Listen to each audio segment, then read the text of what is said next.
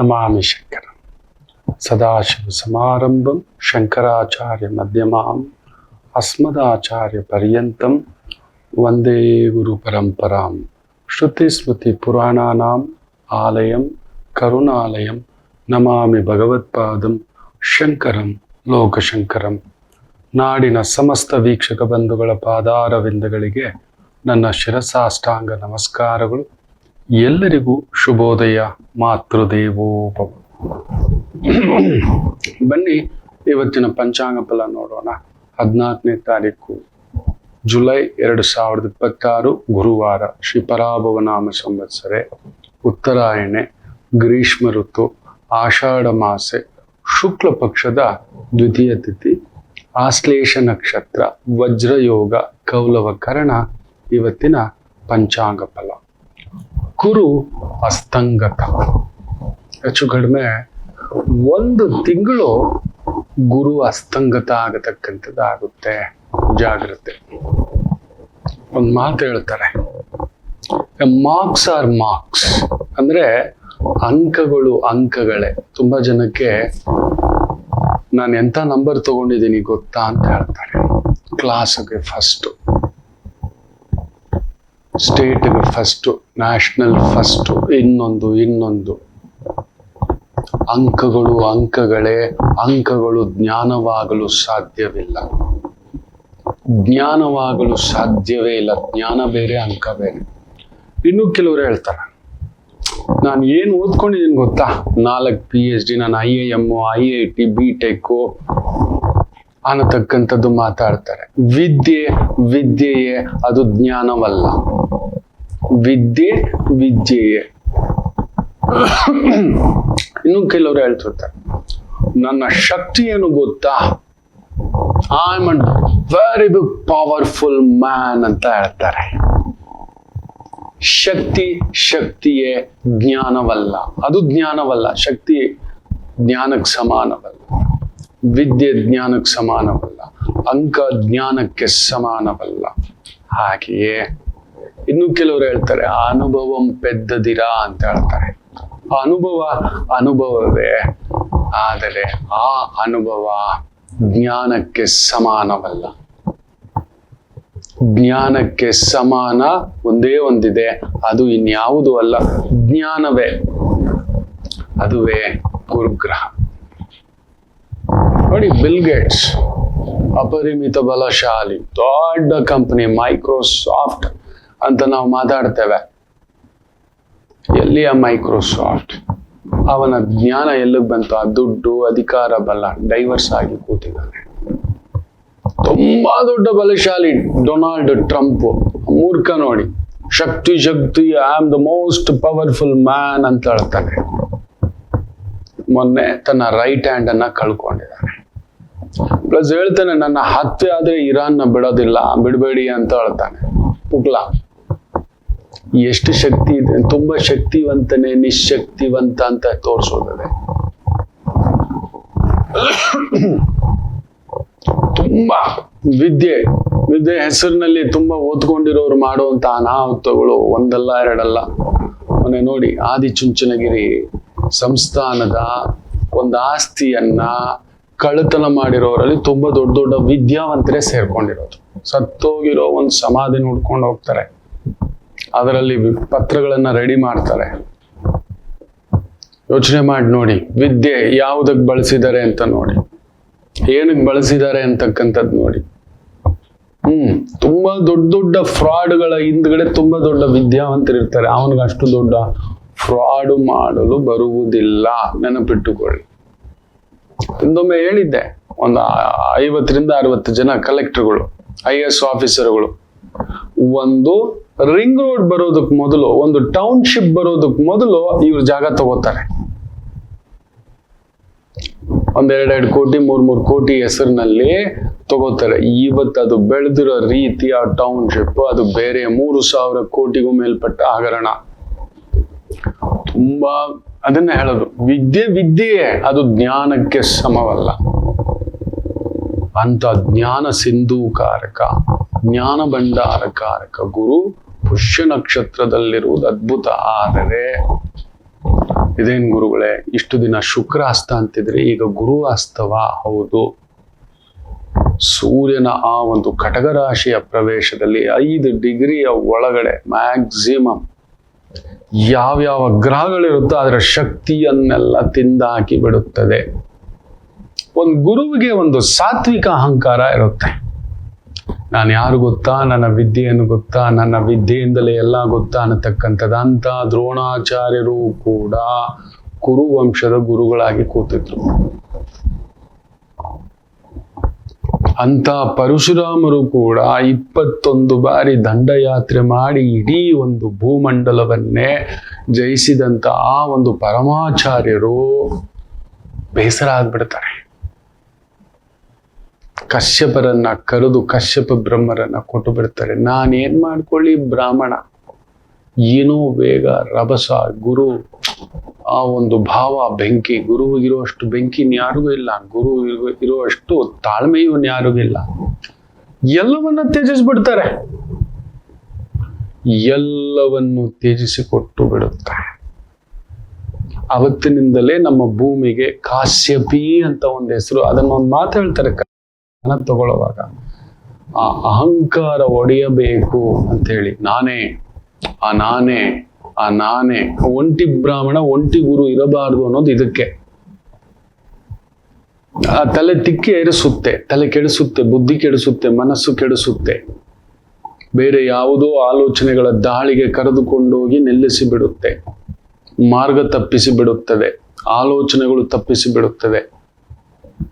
ಜೊತೆಲಿ ಯಾರಾದ್ರೂ ಇರಬೇಕು, ಅಲ್ಲೊಂದು ವಿಮರ್ಶೆ, ಚಿಂತನೆ, ಪ್ರವಚನ, ಇನ್ನೊಂದು ರಿಸರ್ಚ್, ಅಲ್ಲೊಂದು 4-5 ಶಿಷ್ಯಂದರುಗಳು, ಅವರ ಒಂದು ಪ್ರಶ್ನೆಗಳು, ಆ ಪ್ರಶ್ನೆಗಳಲ್ಲಿ ಇವ್ರಿಗೂ ಕೂಡ ದೊರಕದ ಉತ್ತರಗಳ ಒಂದು ಹುಡುಕಾಟ ಶುರು ಆಗುತ್ತೆ. ಅಂದ್ರೆ ಒಂದು ಗುರು ನಿರಂತರವಾಗಿ ಕಲಿಯುತ್ತಲೇ ಇರಬೇಕು. ದಡ್ಡೆ ನೀವು ನೋಡಿ, ನೀವು ಹೇಳ್ತೀರಿ ನಾನು MCA ಮಾಡಿಬಿಟ್ಟೆ ಗುರುಗಳೇ, ಮುಗೀತು, ಇನ್ನೊಂದು PhD ಮಾಡಿದ್ರೆ ಮುಗೀತು, ಇನ್ನೊಂದು PhD ಡನ್, ವಾಟ್ ಎಲ್ಸ್. ನಮಗಾಗಲ್ಲ. ನಿರಂತರ ಅಧ್ಯಯನ ಇದೊಂದು ಮಹಾಸಮುದ್ರ. ನಮ್ಗೊಂದು ಇಂಜಿನಿಯರಿಂಗ್ಗೆ ಒಂದು ಹಂತ ಇದೆ, PhD, ಅದಕ್ಕೆ ಮೇಲೆ ಇನ್ನೇನಿದೆ, ಇನ್ನೊಂದು PhD, ವಾಟ್ ಎಲ್ಸ್, ಮುಗೀತು. ನಮ್ಮದಾಗಲ್ಲ. ನಮ್ಮ ವೈದಿಕ ವಿದ್ಯೆಯ ಆ ಒಂದು ಶಕ್ತಿ ಇದೆಯಲ್ಲ, ಇದೊಂದು ಅನಂತ. ಆ ಅನಂತ ಅಂತ ಯಾವತ್ತು ತಿಳ್ಕೊತೇವೆಯೋ ನಾವು ಎಲ್ಲರಿಂದ ದೂರ ಆಗ್ಬಿಡ್ತೀವಿ. ನಾವು ಯಾರಿಗೂ ಸೇರೋಲ್ಲ, ಜೊತೆಯಲ್ಲಿ ಇರೋಲ್ಲ, ನಮ್ಮದೇ ಬೇರೆ, ನಾವು ರಮಿಸೋದು ಬೇರೆ. ಆ ಭಗವಂತನನ್ನ ರಮಿಸ್ತಾ ಕೂತ್ಕೋತೀವಿ. ಇದೇನಿದು, ಎನ್ನೊಳಗೆ ಮಾಯೆಯೋ ಮಾಯೆಯೊಳಗೆ ನಾನು ಅಂತ. ಸೊ ಅಂಥದ್ದು ಈಗ ಆ ಸೂರ್ಯ ಅಧಿಪತಿ, ದೊರೆ, ಆ ಬೆಂಕಿ, ಆ ತಾಕತ್ತು. ಒಂದು ಗುರುವಿನ ಜ್ಞಾನ ತನದಲ್ಲ, ಗುರುವಿನ ಜ್ಞಾನ ತನಗಲ್ಲ. ನೀವು ವಿಶ್ವಾಮಿತ್ರರನ್ನೇ ತಗೊಳ್ಳಿ, ವಸಿಷ್ಠರನ್ನೇ ತಗೊಳ್ಳಿ. ಒಮ್ಮೆ ಏನಾಗುತ್ತೆ ಅಂದ್ರೆ ನೋಡಿ, ಈ ಗುರುವಿನ ಒಂದು ತತ್ವದ ಬಗ್ಗೆ ತುಂಬಾ ಅದ್ಭುತವಾಗಿರ್ತಕ್ಕಂಥ ಒಂದು ಮಾಲಿಕೆ ಇದೆ. ಕುಲಗುರುಗಳಾಗಿರ್ತಕ್ಕಂಥ ವಸಿಷ್ಠರು, ಬ್ರಹ್ಮರ್ಷಿಗಳು ವಿಶೇಷವಾಗಿ ಒಮ್ಮೆ ತಮ್ಮ ಮನೇಲಿ ಒಂದು ವಿಶೇಷವಾಗಿ ಒಂದು ಶ್ರಾದ್ದ ಕಾರ್ಯ, ಪಿತೃ ಕಾರ್ಯ, ಎಲ್ಲಾ ಗುರುಗಳನ್ನ ಕರೆದಿರ್ತಾರೆ. ಮುಖ್ಯವಾಗಿ ವಿಶ್ವಾಮಿತ್ರರನ್ನು ಕೂಡ ಕರೀತಾರೆ. ಮೊದಲೇ ಆಗೋಲ್ಲ, ಆ ಬ್ರಹ್ಮರ್ಷಿ ತುಂಬಾ ಕಷ್ಟಪಟ್ಟು, ಜನ್ಮದ ಬ್ರಹ್ಮರ್ಷಿ ಬೇರೆ, ಕಷ್ಟಪಟ್ಟು ಕಲಿತು ಆಗುವ ಬ್ರಹ್ಮರ್ಷಿ ಪಟ್ಟ ಬೇರೆ. ಬ್ರಹ್ಮದೇವರೇ ಬಂದು ನೀನ್ ಇನ್ಮೇಲೆ ಬ್ರಹ್ಮರ್ಷಿಯಪ್ಪ ಅಂತ ಹೇಳ್ತಾರೆ. ಎಲ್ಲಿಂದ ಎಲ್ಲಿಗೆ ಬೆಳಿತಾರ ಗೊತ್ತಾ ಅವ್ರ ಆ ಮನುಷ್ಯ ಪಾಪ. ಅಂತ ವಿಶ್ವಾಮಿತ್ರರಿಗೆ ಅಗೋಚರವಾಗಿ ಅದೊಂದು ಕೆಂಡ ಇದ್ದೇ ಇರುತ್ತೆ. ಅದೊಂದು ಆರಂಭ ಕಾಲದಿಂದಲೇ, ಅವರು ರಾಜನಾದ ಕಾಲದಿಂದಲೇ ಅಲ್ಲೊಂದು ವಸಿಷ್ಠರ ಮೇಲೆ ಅಸೂಯ ಭಾವ. ಸೊ ಅಂತ ವಸಿಷ್ಠರು ಮನೆಯಲ್ಲಿ ಒಂದು ಪಿತೃ ಕಾರ್ಯಕ್ಕೆ ಕರೀತಾರೆ. ನೀನ್ ಬರ್ಬೇಕಪ್ಪ, ನಮ್ಮ ಮನೇಲಿ ಒಂದು ಶ್ರಾದ್ದ ಕಾರ್ಯ ಇದೆ, ಹಿರಿಯರ ಕಾರ್ಯ ಇದೆ. ಅದು ಎಲ್ಲಾ ಗುರುಗಳು ಹಿರಿಯರು ಏನಂತ ತಪ್ಸಿದ್ರು ಕೂಡ ಶ್ರಾದ್ದ ಕಾರ್ಯವನ್ನ ಶ್ರದ್ಧೆಯಿಂದ ಭಕ್ತಿಯಿಂದ ಮಾಡ್ತಾರೆ. ನಮಗೆ ಹಿರಿಯರಿಂದ ಬಂದಿರತಕ್ಕಂಥ ಆಶೀರ್ವಾದ ಅಂತಕ್ಕಂಥದ್ದು. ಸರಿ, ಇವ್ರು ಬರ್ತಾರೆ. ಬಂದವರು ಆ ಪ್ರಸಾದಕ್ಕೆ ಎಲ್ಲ ರೆಡಿ ಮಾಡ್ತಿರ್ಬೇಕಾದ್ರೆ ವಸಿಷ್ಠರಿಗೊಂದು ಕಂಡೀಷನ್ ಹಾಕಿ ಹೇಳಿರ್ತಾರೆ. ನಾನ್ ಬರ್ತೀನಪ್ಪ, ಆಯ್ತು, ನಾನು ರೆಡಿ. ಆದರೆ ನನಗೆ 1008 ಬಗೆಯ ತರಕಾರಿ ಅಡಿಗೆ ಮಾಡಿ ನನಗೆ ಬಡಿಸಬೇಕು. 1008 ಬಗೆಯ ತರಕಾರಿಗಳ ಅಡಿಗೆಯನ್ನ ಬಡಿಸಬೇಕು. ಇದನ್ನ ಕಂಡೀಷನ್ ಹಾಕ್ಬಿಡ್ತಾರೆ. ಹೂ ಅಂತ ಹೇಳ್ಬಿಟ್ಟು ಖುಷಿ ಆಗ್ಬಿಟ್ರು ವಸಿಷ್ಠರು. ಆಯ್ತು ಅಂತ ಹೊರಡುವಾಗ ಈ ಮಾತಾಕ್ಬಿಟ್ರು. ಈಗ ವಸಿಷ್ಠರು ಆಯ್ತು ಬಾ ಅಂತ ಹೇಳ್ಬಿಟ್ಟಿದ್ದಾರೆ. ಈಗ ನೋಡಿದ್ರೆ ನಾನು ಬಂದಾಗ ಇಂಥದ್ದೊಂದು ತರಕಾರಿ ಅಡಿಗೆ ಬಡಿಸ್ಬೇಕು ಅಂತ. ಸರಿ, ಮನೆಗೆ ಬಂದ್ರು. ತಲೆ ಕೆಟ್ಟೋಯ್ತು ವಸಿಷ್ಠರಿಗೆ. ಲೋಕದಲ್ಲಿ ಎಲ್ಲಾದ್ರೂ 1008 ರೀತಿಯ ತರಕಾರಿ ಸಿಗುತ್ತಾ? ನೀವು ಹೋಗಿ ನೋಡಿ ತರಕಾರಿ ಅಂಗಡಿಗೆ. ಒಂದು 10 ಟೈಪ್ 20 ಟೈಪ್. ನಾನಂತೂ ಹೋಗಿದ್ದೇನೆ, ನೋಡಿದ್ದೇನೆ. ಒಂದು ನೌಕಲ್ ಇರುತ್ತೆ, ಒಂದು ಬೀನ್ಸ್ ಇರುತ್ತೆ, ಒಂದು ಕ್ಯಾರೆಟ್ ಇರುತ್ತೆ, ಒಂದು ಬೀಟ್ರೂಟ್ ಇರುತ್ತೆ, ಒಂದು ಕ್ಯಾಪ್ಸಿಕಾಮ್ ಇರುತ್ತೆ, ಒಂದು ಸೌತೆಕಾಯಿ ಇರುತ್ತೆ, ಒಂದು ಹಾಗಲಕಾಯಿ ಇರುತ್ತೆ. ಈ ತರ ನೀವು ಎಷ್ಟು ಅಂತ ಹಾಕ್ತೀರಾ ನೋಡಿ ಅಲ್ಲಿ. ಅಲ್ಲ ಹಬ್ಬ ಅಂದ್ರೆ 20, 25, 30 ವೆರೈಟಿ ಮೇಲೆ ಇಲ್ಲ. ಸರಿಯಪ್ಪ 50 ವೆರೈಟಿ ಇಟ್ಕೊಳ್ಳೋಣ. ಸರಿಯಪ್ಪ 100 ವೆರೈಟಿ. ನೀವು ಯಾವ ತರಕಾರಿ ಅಂಗಡಿಗೆ ಹೋದ್ರು 100 ವೆರೈಟಿ ತರಕಾರಿ ಇಟ್ಟವ್ರಿಲ್ಲ. ನಾರ್ಮಲಿ ಬೈ ಮಾಡೋ ಅಂತ ತರಕಾರಿಗಳು ಇಟ್ಟಿರ್ತಾರೆ ರೆಡಿ.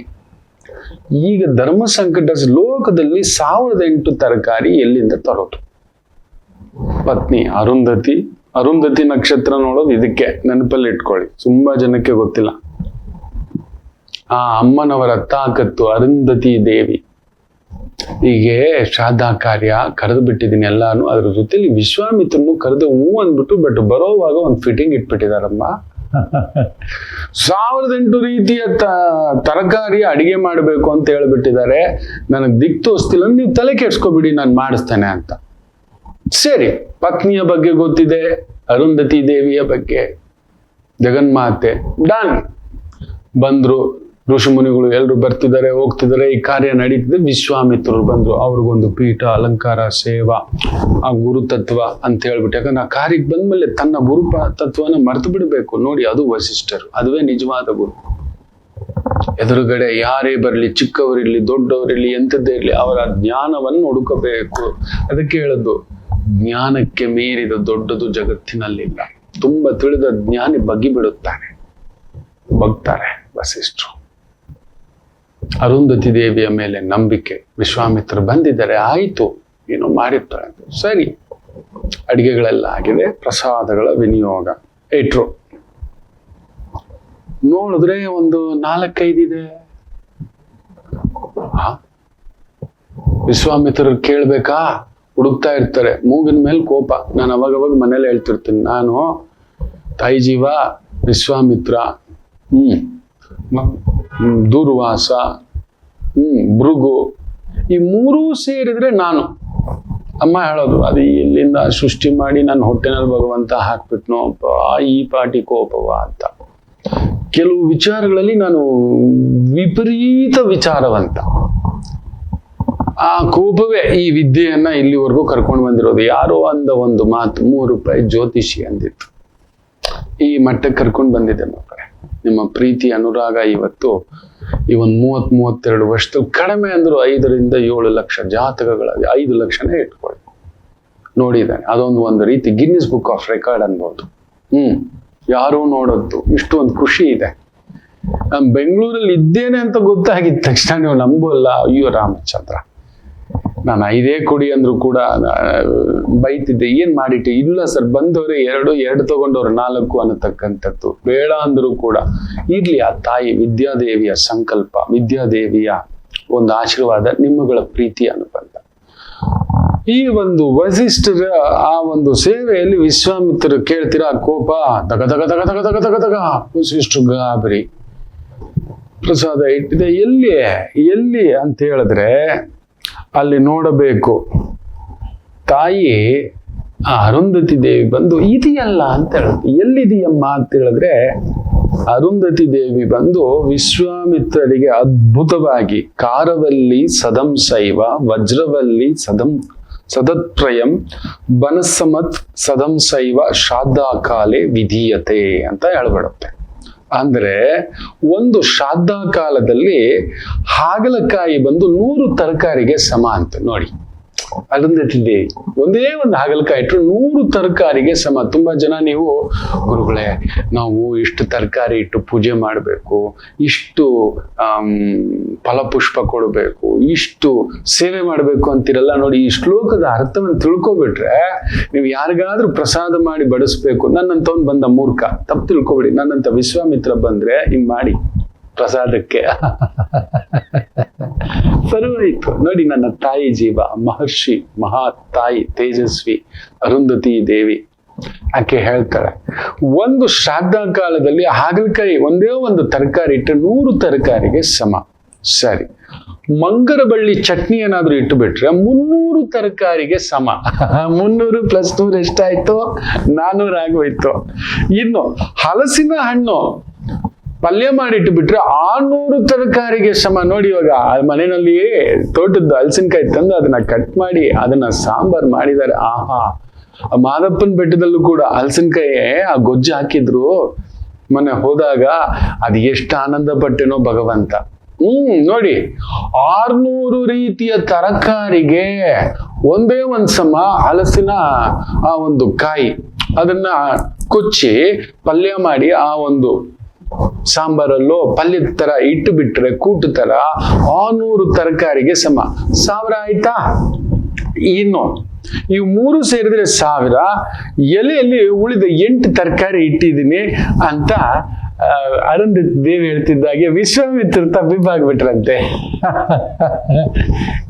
ಗುರುಗಳೇ ಅದಕ್ಕೆ ಹೇಳೋದು, ಎಂತ ಕಷ್ಟಪಟ್ಟು ಬ್ರಹ್ಮರ್ಷಿ ಪಟ್ಟ ವಿದ್ಯೆಗೆ ಮೀರಿದ ಶಕ್ತಿಗೆ ಮೀರಿದ ಆಲೋಚನೆಗೆ ಮೀರಿದ ಅನುಭವಕ್ಕೆ ಮೀರಿದ ಎಲ್ಲದಕ್ಕೂ ಮೀರಿದ್ದು ಜ್ಞಾನ ಅನ್ನೋದು ಅರುಂಧತಿ ದೇವಿಯ ಇದೊಂದೇ ಒಂದು ಪ್ರಸಾದದಲ್ಲಿ ಇದೆ ನೋಡಿ.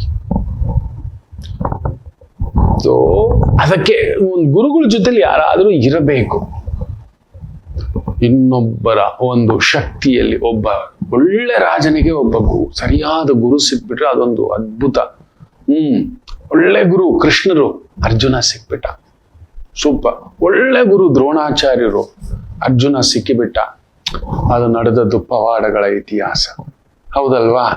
ಸೊ ಹಾಗೆಯೇ ಒಂದು ಗುರು ಆ ಒಂದು ತಾನು ತಂದು ಅನ್ನೋದು ಕೂಡ ಇರಬಾರದಂತೆ. ವಿಶ್ವಾಮಿತ್ರರಾಗೆ ನಂದೇ ನಾನೇ ಅನ್ನತಕ್ಕಂಥದ್ದು. ಅಂತ ಗುರುವಿಗೂ ಕೂಡ ನೀನ್ ನನ್ನ ಕಂಟ್ರೋಲಲ್ಲಿರು, ನೀನ್ ನನ್ ಗೈಡೆನ್ಸ್ ಕೊಡು, ನಾನು ಏನ್ ಮಾಡ್ಬೇಕು ನನಗೆ ಗೊತ್ತಿದೆ ಅನ್ನುವಂಥ ಸಮಯ ಇದು.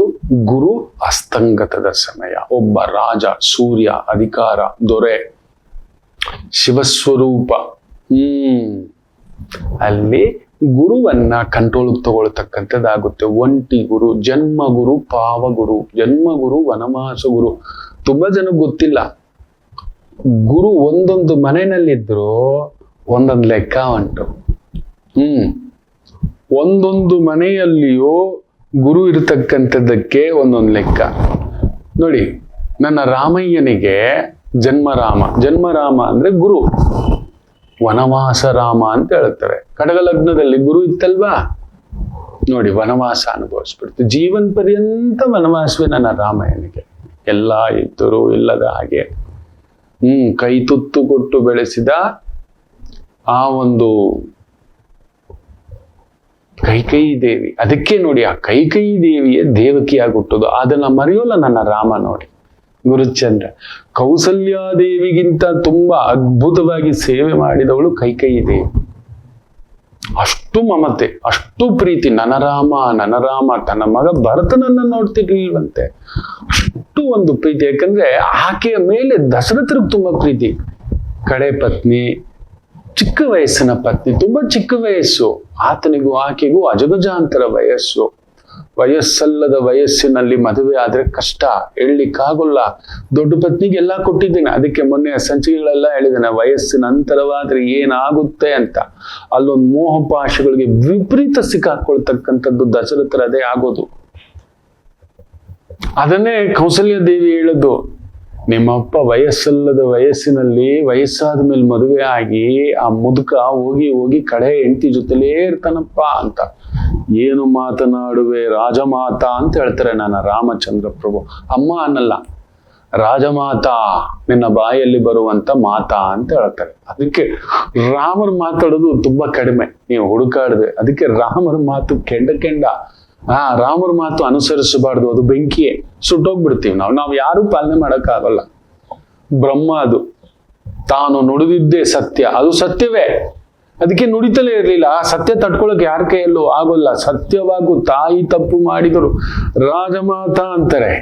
ಅಮ್ಮ ಅನ್ನೆಲ್ಲ ಕಂಸೋಗ್ಬಿಡ್ತಾರೆ ಕೌಸಲ್ಯಾದೇವಿ. ಜನ್ಮ ರಾಮ ವನವಾಸ ರಾಮ. ನೋಡಿ, ಅಂತ ಕೈಕೇಯಿ ದೇವಿ ಆಕೆ ಬಾಯಲ್ಲಿ ಬಂದ್ಬಿಡುತ್ತೆ. ನವಪಂಚ ವರ್ಷಾನೇ ವನವಾಸಂ. ಅದೃಷ್ಟಕ್ಕೆ 14 ವರ್ಷ ಅಂತ ಹೇಳಿಸ್ಲಿಲ್ಲ ನೋಡಿ ಆ ಬ್ರಹ್ಮದೇವ. ಸರಸ್ವತಿ ದೇವಿ ತುಂಬಾ ಜನಕ್ಕೆ ಗೊತ್ತಿಲ್ಲ, ಆಗಿನ ಕಾಲದಲ್ಲಿ 14 ವರ್ಷ ವನವಾಸ ಹೋಗ್ಬಿಟ್ರೆ 14 ವರ್ಷ ಅಂತ ಆಕೆ ಬಾಯಲ್ಲಿ ಬಂದಿದ್ರೆ ಇನ್ನಿಲ್ಲ ರಾಮರಾಜ್ಯವಿಲ್ಲ. ಇವತ್ತು ಯಾರ್ಯಾರೋ ಪುಂಗಿ ದಾಸಯರುಗಳು, ಬೀದಿನಲ್ಲಿರೋ ದಾಸಯರುಗಳು, ಏನು ತಿಳ್ಕೊಳ್ಳೋದವರು ಒಮ್ಮೆ ನಮ್ಮ ಪಾವಗಡ ಪ್ರಕಾಶ್ ರಾವ್ ಸಾರ್ ಜೊತೆ ನಮ್ಮ ಶತಾವಧಾನಿ ಗಣೇಶ್ ಅಣದಾಡೋ ಬ್ರಹ್ಮರುಗಳು, ಅವರು ವೇದಾಂಗ ಪಂಡಿತರುಗಳು, ಅವ್ರ ಜೊತೆಲಿ ಕುಳಿತುಕೊಂಡ್ರೆ ಸಾಕು ರಾಮರ ಬಗ್ಗೆ ಹೇಳ್ತಾರೆ. ಇವತ್ತು ರಾಮರಾಜ್ಯದ ಬಗ್ಗೆ ಮಾತಾಡ್ತಾರೆ, ರಾಮರ ಬಗ್ಗೆ ಮಾತಾಡ್ತಾರೆ, ಏನೇನೋ ಮಾತಾಡ್ತಾರೆ. ಮಕ್ಕಳೇ, ಇಂಥ ಕಂಟೆಂಟ್ಗಳನ್ನೆಲ್ಲ ನೋಡೋಕ್ಕೂ ಹೋಗ್ಬೇಡಿ, ತಳ್ಳಬೇಡಿ. ಅಂತ ವ್ಯಕ್ತಿಗಳ ಜೊತೆ ಸಂಬಂಧಗಳು ಇಟ್ಕೋಬೇಡಿ. ಇಂಥವರು ರಾಮನ ಬಗ್ಗೆ ಮಾತನಾಡೋರು ಅವ್ರು ಖಂಡಿತ ಹೇಳ್ತಾನೆ ಅವ್ರ ತಂದೆ ಬಗ್ಗೆ, ಅವ್ರ ಕುಟುಂಬದ ಬಗ್ಗೆ ಕೂಡ ಅಸಹ್ಯವಾಗಿ ಮಾತನಾಡ್ತಕ್ಕಂಥದ್ದು ಮಾಡಿಟ್ಕೋಬಿಡ್ತಾರೆ. ಅಂತ ವ್ಯಕ್ತಿಗಳ ಮುಖ ಪರಿಚಯ ಕೂಡ ನನಗಿದೆ, ವೇದಿಕೆಯನ್ನು ಹಂಚ್ಕೋಬೇಡಿ. ಅಂತ ವ್ಯಕ್ತಿಗಳ ಜೊತೆ ಮಾತಾಡಿಸ್ಲಿಕ್ಕೆ ಹೋಗ್ಬೇಡಿ, ಕೇಳಲಿಕ್ಕೆ ಹೋಗ್ಬೇಡಿ. ವಿಪರೀತ ಅದು. ಇವತ್ತು ಗುರು ಹಸ್ತಂಗತ ಆಗ್ತಿರೋದೇ ನನ್ನ ರಾಮನ ಬಗ್ಗೆ ಮಾತು. ಇನ್ನೊಂದಿದೆ, ರಾಮ ಹೇಳಿದ್ನಲ್ಲ ನೋಡಿ, ಅದಕ್ಕೆ ಆ ಕೈಕೇಯಿ ಕೊಟ್ಟ ಆಗಿರ್ಬೋದು ನವಪಂಚಮ ವರ್ಷ ವನವಾಸ ಅಂತ ಆಕೆ ಬಾಯಲ್ಲಿ ಬಂದ್ಬಿಡ್ತು. 9 ವರ್ಷ ಪ್ಲಸ್ 5 ವರ್ಷ ಅಂತ ಒಂದೇ ಬಾರಿಗೆ ಆಕೆ ಏನಾದ್ರು 14 ವರ್ಷ ಏನಾದ್ರೂ ಕೇಳಿದ್ರೆ ರಾಮರು ವಾಪಸ್ ಬರೋ ಹಾಕಿರ್ಲಿಲ್ಲ. ಆಗಿನ ಕಾಲದಲ್ಲಿ ಒಂದು ಪದ್ಧತಿ ಇವತ್ತಿಗೂ ಇದೆಯಲ್ಲ. 12 ವರ್ಷ ಯಾವುದೇ ವ್ಯಕ್ತಿ ನಮ್ಮಿಂದ ದೂರ ಆಗ್ಬಿಟ್ಟಿದ್ದಾರೆ, ಅದು ತಂದೆ ಇರ್ಬೋದು, ಸತ್ತು ಹೋದವರು ಅಂತ ಲೆಕ್ಕ. ನಮ್ಮಿಂದ ದೂರ ಹೋಗ್ಬಿಟ್ರು, ಅವ್ರು ಬದುಕಿದ್ರು ಸತ್ತು ಹೋದ ಹಾಗೆ ಲೆಕ್ಕ. ಅವ್ರು ನಮ್ಮನ್ನು ಬಂದು ನೋಡಿಲ್ಲ, ನಿಂತಿಲ್ಲ. ತಂದೆಯಾದರೂ, ಮಗನಾದರೂ, ಹೆಂಡತಿಯಾದರೂ, ಗಂಡನಾದರೂ, ಇದು ನಿಯಮ. ಇದು ನಮ್ಮ ಕಲಿಯುಗಕ್ಕೆ. ಆಗಿನ ಕಾಲದಲ್ಲಿ 14 ವರ್ಷ ಒಬ್ಬ ವ್ಯಕ್ತಿ ರಾಜ್ಯದಿಂದ ದೂರ ಹೋದ್ರೆ ವಾಪಸ್ ಬರುವಾಗಿಲ್ಲ, ಅವ್ನು ಮರ್ತೋದ, ಅವ್ನು ಸತ್ತೋದ ಅಂತ ಲೆಕ್ಕ. ನೋಡಿ, ದೈವ ಆಕೆ ಬಾಯಲ್ಲಿ ಆಡಿಸುತ್ತೆ. ನವ ಪಂಚಮ ವರ್ಷಾನೇ ವನವಾಸಂ. ಅದನ್ನ ಮರೀಲಿಲ್ಲ ನೋಡಿ ನನ್ನ ಪರಮಾತ್ಮ. ಯಾವತ್ತೂ ನನ್ನ ರಾಮ ನಾನು ದೇವರು ಅಂತ ಹೇಳ್ಕೊಳ್ಳೇ ಇಲ್ವೇ. ಇವರೆಲ್ಲ ಮಾತಾಡ್ತಾರೆ ದೇವರು ದೇವರಲ್ಲ, ರಾಮರು ದೇವರಲ್ಲ. ನಿಜವೇ? ನನ್ನ ರಾಮಯ್ಯ ಯಾವತ್ತಾದ್ರೂ ಪವಾಡ ಮಾಡಿದಾರ, ಹೇಳ್ಕೊಂಡಿದಾರ? ರಾವಣಾಸುರನ ಸಂಹಾರ ಮಾಡ್ಬೇಕಾದ್ರೆ ಯಾವ್ದಾದ್ರು ದಿವ್ಯಾಸ್ತ್ರ ಬಳಸಿದ್ರ ಅಂತ ನೋಡಿ? ಖಂಡಿತ ಇಲ್ಲ. ಇದೇ ನಡೀತಿರೋದು ನೋಡಿ. ಅದಕ್ಕೆ ಜನ್ಮರಾಮನನ್ನ ರಾಮರಿಗೆ ಬಿಡ್ಲಿಲ್ಲ ಪುಣ್ಯಾತ್ಮ. ಇನ್ನು ರಾಮಕ್ಷೇತ್ರಕ್ಕೆ ಬಿಡ್ತಾರಾ? ಎಲ್ಲಿಲ್ಲ ಕಳ್ತಾನೆ. ಅದನ್ನ ದೊಡ್ಡದಾಗಿ ಕೆಲವರುಗಳು ದೇಶದ್ರೋಹಿ ಅಲ್ಲ, ಧರ್ಮದ್ರೋಹಿಗಳು, ರಾಮದ್ರೋಹಿಗಳು. ಯಾಕೆ? ಯಾರನ್ನಾದ್ರೂ ಎದೆ ಮುಟ್ಕೊಂಡು ಹೇಳಕ್ ಕೇಳಿ ಅವ್ರ ಜೀವಮಾನದಲ್ಲಿ ಏನು ಕದ್ದೇ ಇಲ್ವಾ ಅಂತ. ಯಾವುದೂ ಕದ್ದೇ ಇಲ್ವಾ, ಯಾವುದರ ಬಗ್ಗೆಯೂ ಅಪೇಕ್ಷೆ ಪಡ್ಲಿಲ್ವಾ. ನಾನಂತೂ ದೊಡ್ಡ ಕಳ್ಳರಲ್ಲಿಯೇ ದೊಡ್ಡ ಕಳ್ಳ ನಾನೇ, ನಂಬರ್ 1. ನೇರ ಹೇಳ್ತಾ ಖಂಡಿತ ಕದ್ದಿದೆ. ಸುಮ್ಮನೆ ಇವತ್ತೆಲ್ಲರೂ ಬಂದು ಮಾತಾಡ್ತಾರೆ. ಎಂತ ಒಳ್ಳೆ ಅಕ್ಕಿ ತಗೊಂಡ್ರು ಅಲ್ಲೊಂದು ಕಲ್ಲುಗಳು ಬರುತ್ತೆ, ಎಂತ ಒಳ್ಳೆ ಪಾಯಸ ತಗೊಂಡ್ರು ಅದ್ರಲ್ಲೊಂದು ಏನೋ ಒಂದು ಲೋಪ ಬರುತ್ತೆ. ಎಲ್ಲ ಶುದ್ಧ ಅನ್ನತಕ್ಕಂಥದ್ದು ಎಲ್ಲೂ ಇಲ್ಲ. ಆಗಲೇ ಶುದ್ಧತೆಗೆ ಒಂದು ಗರಿಮೆ. ಒಡೆದು ಬಂಗಾರಕ್ಕೆ ಅದಕ್ಕೊಂದು ರೂಪ ಕೊಡ್ತಕ್ಕಂಥದ್ದು ಆಗುತ್ತೆ, ಬರುತ್ತೆ. ಅದಕ್ಕೆಲ್ಲ ತಗೊಂಡು ಏನೋ ಮಾತನಾಡೋದು, ದೊರೆ ಬಗ್ಗೆ ಮಾತನಾಡೋದು, ನಮ್ಮ ಸನಾತನ ಧರ್ಮದ ಬಗ್ಗೆ ಮಾತಾಡೋದು, ನಮ್ಮ ಹಿಂದೂ ಧರ್ಮದ ಬಗ್ಗೆ ಮಾತನಾಡ್ಲಿಕ್ಕೆ ಉಟ್ಕೊಬಿಟ್ಟಿದ್ದಾರೆ ಕೆಲವರುಗಳು. ಮಾತಾಡ್ಕೊಳ್ಳಿ, ಅವ್ರು ಮಾತಾಡಿದಷ್ಟು ನಮ್ಮ ಒಂದು ಇದು. ಇನ್ನೊಂದಿದೆ ನೋಡಿ, ಅದನ್ನ ಮರೆಯದೆ ನನ್ನ ರಾಮ. ಈ ಗುರು ಹಸ್ತಂಗತ ಅಲ್ವಾ, ಅದನ್ನ ಹೇಳ್ತಿದ್ದಾನೆ ನೋಡಿ. ದೇವಕಿ ಸ್ವರೂಪ ಕೊಡ್ತಾನೆ, ಆಕೆ ಹೊಟ್ಟೆಲ್ ಮತ್ತೆ ಹುಟ್ಟು ಬರ್ತಾನೆ ನನ್ನ ಪರಮಾತ್ಮ. ನೋಡಿ, ಅದು ನನ್ನ ರಾಮ. ನನ್ನ ರಾಮ ಅಂದ್ರೆ ಅದು ಮರ್ತಿಲ್ಲ. ಕೈಕೇಯಿ ದೇವಿ ಮಾಡಿದಂತ ಆ ಒಂದು ಸೇವೆಯನ್ನ ಮರ್ತಿಲ್ಲ. ಪ್ಲಸ್ ಆ ವನವಾಸಕ್ಕೆ ಹೋಗ್ಬೇಕಿತ್ತು, ರಾವಣ ಸಂಹಾರ ನಡಿಬೇಕಿತ್ತು. ಆದ್ರೆ 14 ವರ್ಷ ಹೇಳ್ಬಿಟ್ಟಿದ್ರೆ ಆಕೆ ಇಚ್ಛೆ ಅದಿರ್ಲಿಲ್ಲಪ್ಪೋ. ಖಂಡಿತ ಇಲ್ಲ. ಯಾವ ತಾಯಿ ಕೈ ತುತ್ತು ಕೊಟ್ಟು ಬೆಳೆಸಿದಂತ ತಾಯಿ, ಮುದ್ದು ಮಾಡಿದ ತಾಯಿ ಪಕ್ಕದಲ್ಲಿ ಮಲಗಿಸ್ಕೊಂಡು ರಾಮನನ್ನ ಅಷ್ಟ ಆನಂದವಾಗಿ ಅಲಂಕಾರವಾಗಿ ಕೌಸಲ್ಯ ದೇವಿ ಯಾವತ್ತೂ ಅನುಭವಿಸ್ಲಿಲ್ಲ, ಅದನ್ನು ಅನುಭವಿಸಿದ್ಲು. ಆ ಒಂದು ಅನುಭವಕ್ಕೆ ಸಾಕ್ಷಿಭೂತವಾಗಿ ಪರಮಾತ್ಮ ಕೊಟ್ಟಂತ ವರ ಮರಳಿ ಆಕೆಯ ಗರ್ಭದಲ್ಲೇ ಹುಟ್ಟಿ ಬರುತ್ತಾನೆ. ಅದುವೇ ದೇವಕಿ ಇದ್ದಂತ ಆ ನಂದ ಬಂದು ಇನ್ಯಾರೂ ಅಲ್ಲ, ದಶರಥ. ಅದು ನನ್ನ ರಾಮ, ಜನ್ಮರಾಮ ವನವಾಸ ರಾಮ. ನೋಡಿ, ಹುಟ್ಟಿದಾಗ್ಲೂ ಜೈಲಲ್ಲೇ ಹುಟ್ಟಿದ ನನ್ನ ಪರಮಾತ್ಮ ಕೃಷ್ಣಾವತಾರದಲ್ಲೂ. ಅದಕ್ಕೆ ತಿಳಿಸ್ಕೊಡೋದು ವೈದಿಕ ಪುರಾಣ ಮಹಾಗ್ರಂಥಗಳ ಬಗ್ಗೆ. ಯಾಕೆ ಅವಾಗ ತಿಳ್ಕೋಬೇಕು ಅಂದ್ರೆ ಭಗವಂತನಿಗೂ ಬಿಡಲಿಲ್ಲ ಈ ಒಂದು ದಾರಿ ಗಮ್ಯ ಅನ್ನತಕ್ಕಂಥದ್ದು. ಇನ್ನು ನಮ್ಮನ್ನು ಬಿಡುತ್ತಾ? ಆಗ ಅನ್ಕೋಬೇಕು, ಓಹೋ ಭಗವಂತನಿಗೆ ಈ ರೀತಿ ಇತ್ತು ಅನ್ನತಕ್ಕಂಥದ್ದು ಅಷ್ಟೇ. ಜನ್ಮರಾಮ. ಇನ್ನು ಕುಟುಂಬ ರಾಮ ಇದ್ರೆ ಏನಾಗುತ್ತೆ ಅಂತ ಗೊತ್ತಾ? ಕುಟುಂಬ ಇದ್ದೂ ಇಲ್ಲದ ಹಾಗೆ ಇದೆ, ಯಾರೂ ನಿಮ್ಮವರಲ್ಲ. ಆದ್ರೆ ನೀವು ಮಾತ್ರ ನನ್ನ ಕುಟುಂಬ ನನ್ನ ಕುಟುಂಬ ನನ್ನ ಕುಟುಂಬ ಅಂದ್ರೆ ಎರಡನೇ ಮನೇಲಿ ಗುರು ಇದ್ರೆ ಭೀಷ್ಮಾಚಾರ್ಯರಂತೆ ನಲುಗುವಿರಿ. ನಾನು ಅನುಭವಿಸ್ತಿದ್ದೇನೆ, ಎರಡನೇ ಮನೇಲಿ ಗುರು ನನ್ಗೆ ಹೆಸರು ಹಾಕಿಡ್ತು ಭೀಷ್ಮಾಚಾರ್ಯರು, ಇದೆಲ್ಲ ನಾನು ಅನುಭವಿಸ್ತಿದ್ದೇನೆ. ನನ್ನ ಕುಟುಂಬದ್ದು ನೋಡ್ಕೊಂಡು ಮೊನ್ನೆ ಕೂಡ ಯಾವುದೋ ಒಂದು ನಡೆದಿದೆ, ಸೂತಕ ನಡೆದಿದೆ, ಕರೆ ಮಾಡ್ತಾರೆ, ನಾನು ಹೊರಗಡೆ ಇದ್ದೇನೆ. ಸತ್ತ ಮೇಲೆ ಒಬ್ಬ ಮನುಷ್ಯ ಶತ್ರುವಲ್ಲ, ಇದು ಸತ್ಯ. ಸತ್ತ ಮೇಲೆ ಯಾವ ವ್ಯಕ್ತಿಯನ್ನು ನಾವು ಶತ್ರು ಅಂದುಕೊಳ್ಳುವುದಿಲ್ಲ. ಆದ್ರೆ ನನ್ನ ಹೆತ್ತವರಿಗೆ ನೋವು ಕೊಟ್ಟಂತ ಕುಟುಂಬ, ನೋವಲ್ಲ, ಗೌರವವೂ ಕೊಡ್ಲಿಲ್ಲ, ಅವರಲ್ಲಿ ಜ್ಞಾನವೇ ಇರಲಿಲ್ಲ, ಎಲ್ಲ ಇತ್ತು, ಅವ್ರಿಗೆ ಮೀರಿದ ಶಕ್ತಿ ಇಲ್ಲ, ಅವ್ರಿಗೆ ಮೀರಿದ ಧನವಿಲ್ಲ. ಏನಿದ್ದೇನು ಪ್ರಯೋಜನ? ಒಂದು ತವರು ಮನೆ ಅನ್ನೋದು ಮರೆಸಬಾರದು, ಅದನ್ನ ಮರೆಸು ಬಿಟ್ಟಂತ ಒಂದು ಕುಟುಂಬ. ನನ್ನ ತಾಯಿಗೆ ತವರು ಮನೆಯೇ ಇಲ್ಲದಂತೆ ಮಾಡಿದಂತ ಕುಟುಂಬ. ಮನೇಲಿ ಎಲ್ಲ ಇದೀವಿ, ಅಕ್ಕ ತಂಗಿ ಎಲ್ಲ. ಫೋನ್ ಮಾಡಿದೆ, ಏನ್ ಮಾಡೋಣ ಅಂತ, ನೀನೇನ್ ಹೇಳ್ತೀಯ ಅಣ್ಣ ಅಂತ. ಅಮ್ಮನಿಗೇ ಇಲ್ಲ, ಅಮ್ಮನೂ ಬಯಸ್ಲಿಲ್ಲ, ಇನ್ನು ಅಮ್ಮನೂ ಇಲ್ಲ, ಅಪ್ಪನೂ ಬಯಸ್ಲಿಲ್ಲ, ಅಪ್ಪನಿಗೂ ಅದರ ಆಸ್ತೆ ಇಲ್ಲ. ಅವರಿಬ್ರು ಹೊರಟೋದ್ರು. ಅವರಿಬ್ಬರಿಗಿಲ್ಲದ್ದು ನಾವೇನು ಹೊಸದಾಗಿ ಹುಡ್ಕೊಂಡು ಹೋಗೋದು ಆಗಿರೋ ಸೂತಕಕ್ಕೆ? ಆ ಥರ ನನಗೆ ಅನ್ನಿಸ್ತಿದೆ. ಏನ್ ಹೇಳ್ತೀರಮ್ಮ ಅಂತ ಮನೆ ಕುಟುಂಬದ ಎಲ್ರಿಗೂ ಕೇಳಿದೆ. ಅಣ್ಣ ನೀನ್ ಹೇಳ್ದಾಗೆ ಆಗಿ ಬಿಟ್ಬಿಡ್ರಮ್ಮ, ಹೋಗ್ಲಿಲ್ಲ ಸೂತಕಕ್ಕೆ. ಇಲ್ಲ ನೋಡಿ, ಇಲ್ಲ ಇದ್ದು ಅಷ್ಟು ದೊಡ್ಡ ಸಿರಿವಂತಿಕೆ, ಅಷ್ಟು ಒಂದು ತವರು ಮನೆಯೇ ಇಲ್ಲದಂತೆ ಮಾಡಿದಂತ ಒಂದು ಸ್ತ್ರೀ, ನನ್ನ ತಾಯಿಗೆ ಖುದ್ದು ಅತ್ತಿಗೆ. ಇನ್ನೇನು ಹೇಳ್ತೀರಿ? ಹೇಳಬಾರ್ದು, ಆದ್ರೂ ಹೇಳ್ತಿದ್ದಾನೆ. ಸತ್ತ ಮೇಲೆ ಶತ್ರುತ್ವ ಇಲ್ಲ. ನನಗಂತೂ ಶತ್ರುತ್ವ ನಮಗಿಲ್ಲವೇ ಇಲ್ಲ, ನಮಗೆ ಮಿತ್ರತ್ವವೂ ಇಲ್ಲ. ಅರೆ ಶತ್ರುತ್ವ ಬಿಡಿ, ಮಿತ್ರತ್ವವೂ ಇಲ್ಲ, ಭ್ರಾತೃತ್ವವೂ ಇಲ್ಲ, ಬಂಧುತ್ವವೂ ಇಲ್ಲ, ದ್ವೇಷತ್ವವೂ ಇಲ್ಲ, ನಮಗೆ ಯಾವ ತತ್ವವೂ ಇಲ್ಲ. Once you cross certain level, ನಾವು ಎಲ್ಲರಿಗೂ ಒಂಥರ ನದಿ ತರ, ಎಲ್ಲರೂ ನಮ್ಮ ಜೊತೆಲಿ, ನಾವು ಎಲ್ಲರ ಜೊತೆಲೂ ಇದ್ದೇವೆ. ಯಾರ ಜೊತೆಲೂ ಹೀಗಿರ್ಬೇಕು ಹೀಗಿರಬಾರ್ದು ಅನ್ನೋದು ನಮಗೆ ಅನ್ವಯ ಇಲ್ಲ. ಆದ್ರೆ ಅಲ್ಲೊಂದು ಕುಟುಂಬ ಅನ್ನೋದು ಬರುತ್ತೆ, ಕುಟುಂಬ ರಾಮ. ನೋಡಿ, ನಿಮ್ಗೆ ಯಾರಾದ್ರೂ ಜಾತಕದಲ್ಲಿ ಎರಡನೇ ಮನೇಲಿ ಗುರು ಇದ್ರೆ ಹೇಳಿ, ನನ್ನ ಕುಟುಂಬ ಬಿಡಲಾರಿರಿ, ಕಕ್ಕಲಾರಿರಿ, ಇರಲಾರಿರಿ, ಹೋಗಲಾರಿರಿ, ನನಗೆಲ್ಲ ಬಿಟ್ಟು ಕಳ್ಚ್ಕೋಬೇಕು ಅಂತ ಕರ್ಕೊಂಡ್ಬಂದು ಇಲ್ಲೇ ನಿಲ್ಸಿಟ್ಟಿದೆ. ನೀವು ನನ್ನ ದೊಡ್ಡ ಕುಟುಂಬ ಬಿಟ್ಟು ಹೋಗೋಕೆ ಏನೇನೋ ಪ್ರಯತ್ನ ಮಾಡ್ತಿದ್ವಿ. ನಿಜವಾಗ್ಲೂ ಮೊನ್ನೆ ಹೋಗಿದ್ದಂಥದ್ದೊಂದು ಕಾರ್ಯಕ್ಕೇನೆ, ಅಲ್ಲೊಂದೇನೋ ವ್ಯವಸ್ಥೆ, ಇನ್ನೊಂದು ಅಲ್ಲೊಂದೇನೋ ಸಣ್ಣ ಕಂಪನ, ಮನೆಗೆ ಬಂದು ಹಿಂಗ ಆಗ್ತಿದೆಯಲ್ಲ, ಇದು ಏನಿದು, ಇನ್ನು ಯಾವಾಗ ನನ್ನನ್ನ ಇದರಿಂದ ಅಂತ. ಕುಟುಂಬ ರಾಮ, ಈ ಕುಟುಂಬವನ್ನು ಕೂಡ ಬೇಕಿಲ್ಲ, ಬೇಡ, ಏನೋ ಒಂದು ಈ ರೀತಿ ಗಂಟಾಕಿ. ಅದಕ್ಕೆ ಅಮ್ಮ ಹೇಳಿಟ್ಬಿಟ್ಟಿದ್ದಾರೆ, ಬಿಟ್ರೆ ಅವ್ನು ಜಾರ್ಕೊಬಿಡ್ತಾನೆ ನೋಡ್ಕೋ ಅಂತ. ಅದಕ್ಕೆ ಎದ್ರೆ ನಿಂತ್ರೆ ಕೂತ್ರೆ ಎಲ್ಲ ಪ್ರಸಾದಗಳು, ಪೂಜೆಗಳು. ಇನ್ನೊಂದು ನನ್ನ ಅಕ್ಕ ಇರ್ಬೋದು, ತಂಗಿ ಇರ್ಬೋದು, ತಮ್ಮಂದ್ರಿರ್ಬೋದು, ಅಣ್ಣಂದ್ರಿರ್ಬೋದು, ಅವ್ರ ಮಕ್ಳು ಇರ್ಬೋದು. ಅಯ್ಯೋ ರಾಮಚಂದ್ರ ಆಗ ಕುತ್ಕೊಂಡು ಇದೇನು ಅಂಟ ಹಾಕೊಳ್ತಿದ್ದೆ. ಕುಟುಂಬ ರಾಮ ಅಂದ್ರೆ ಹಾಗೆ ಎಲ್ಲ ಇದೆ. ಭೀಷ್ಮರಿಗಾಗಿಯೇ ಎಲ್ರು ನನ್ನ ಮಕ್ಕಳು, ನನ್ನ ಮೊಮ್ಮಕ್ಕಳು, ನನ್ನ ಮಕ್ಕಳು, ನನ್ನ ಮೊಮ್ಮಕ್ಕಳು, ನನ್ನ ಮರಿ ಮೊಮ್ಮಕ್ಕಳು ಅಂತ. ಅಜ್ಜ 244 ವರ್ಷ, 240 ವರ್ಷ ದಾಟಿದ್ರು ಕೂಡ ಅಂಟ್ಕೊಂಡು ಕೂತಿದ್ದ. ಕುಟುಂಬ ರಾಮ ಅಂದರೆ ಆ ರೀತಿ. ಅಂತ ಒಂದು ಗುರು ಸೂರ್ಯನ ಆಧಿಪತ್ಯದಲ್ಲಿ ಅಸ್ತಂಗತ ಆಗ್ತಿರೋದು ಒಂದು ತೊಳಲಾಟವೇ ಮಕ್ಕಳೇ. ಅದೇನು ಅದೆತ್ತ ಯಾರ್ಯಾರು ಎಚ್ಚರಿಕೆಯಿಂದ ಇರ್ಬೇಕು ಇದನ್ನೆಲ್ಲ ತಿಳಿಸ್ತೇನೆ. ಒಂದು ಪುಟ್ಟ ವಿರಾಮ ತಗೊಂಡು ವಾಪಸ್ ಬರ್ತೇನೆ. ಮಾತೃದೇವೋಭವ. ನಮಾಮಿ ಶಂಕರ.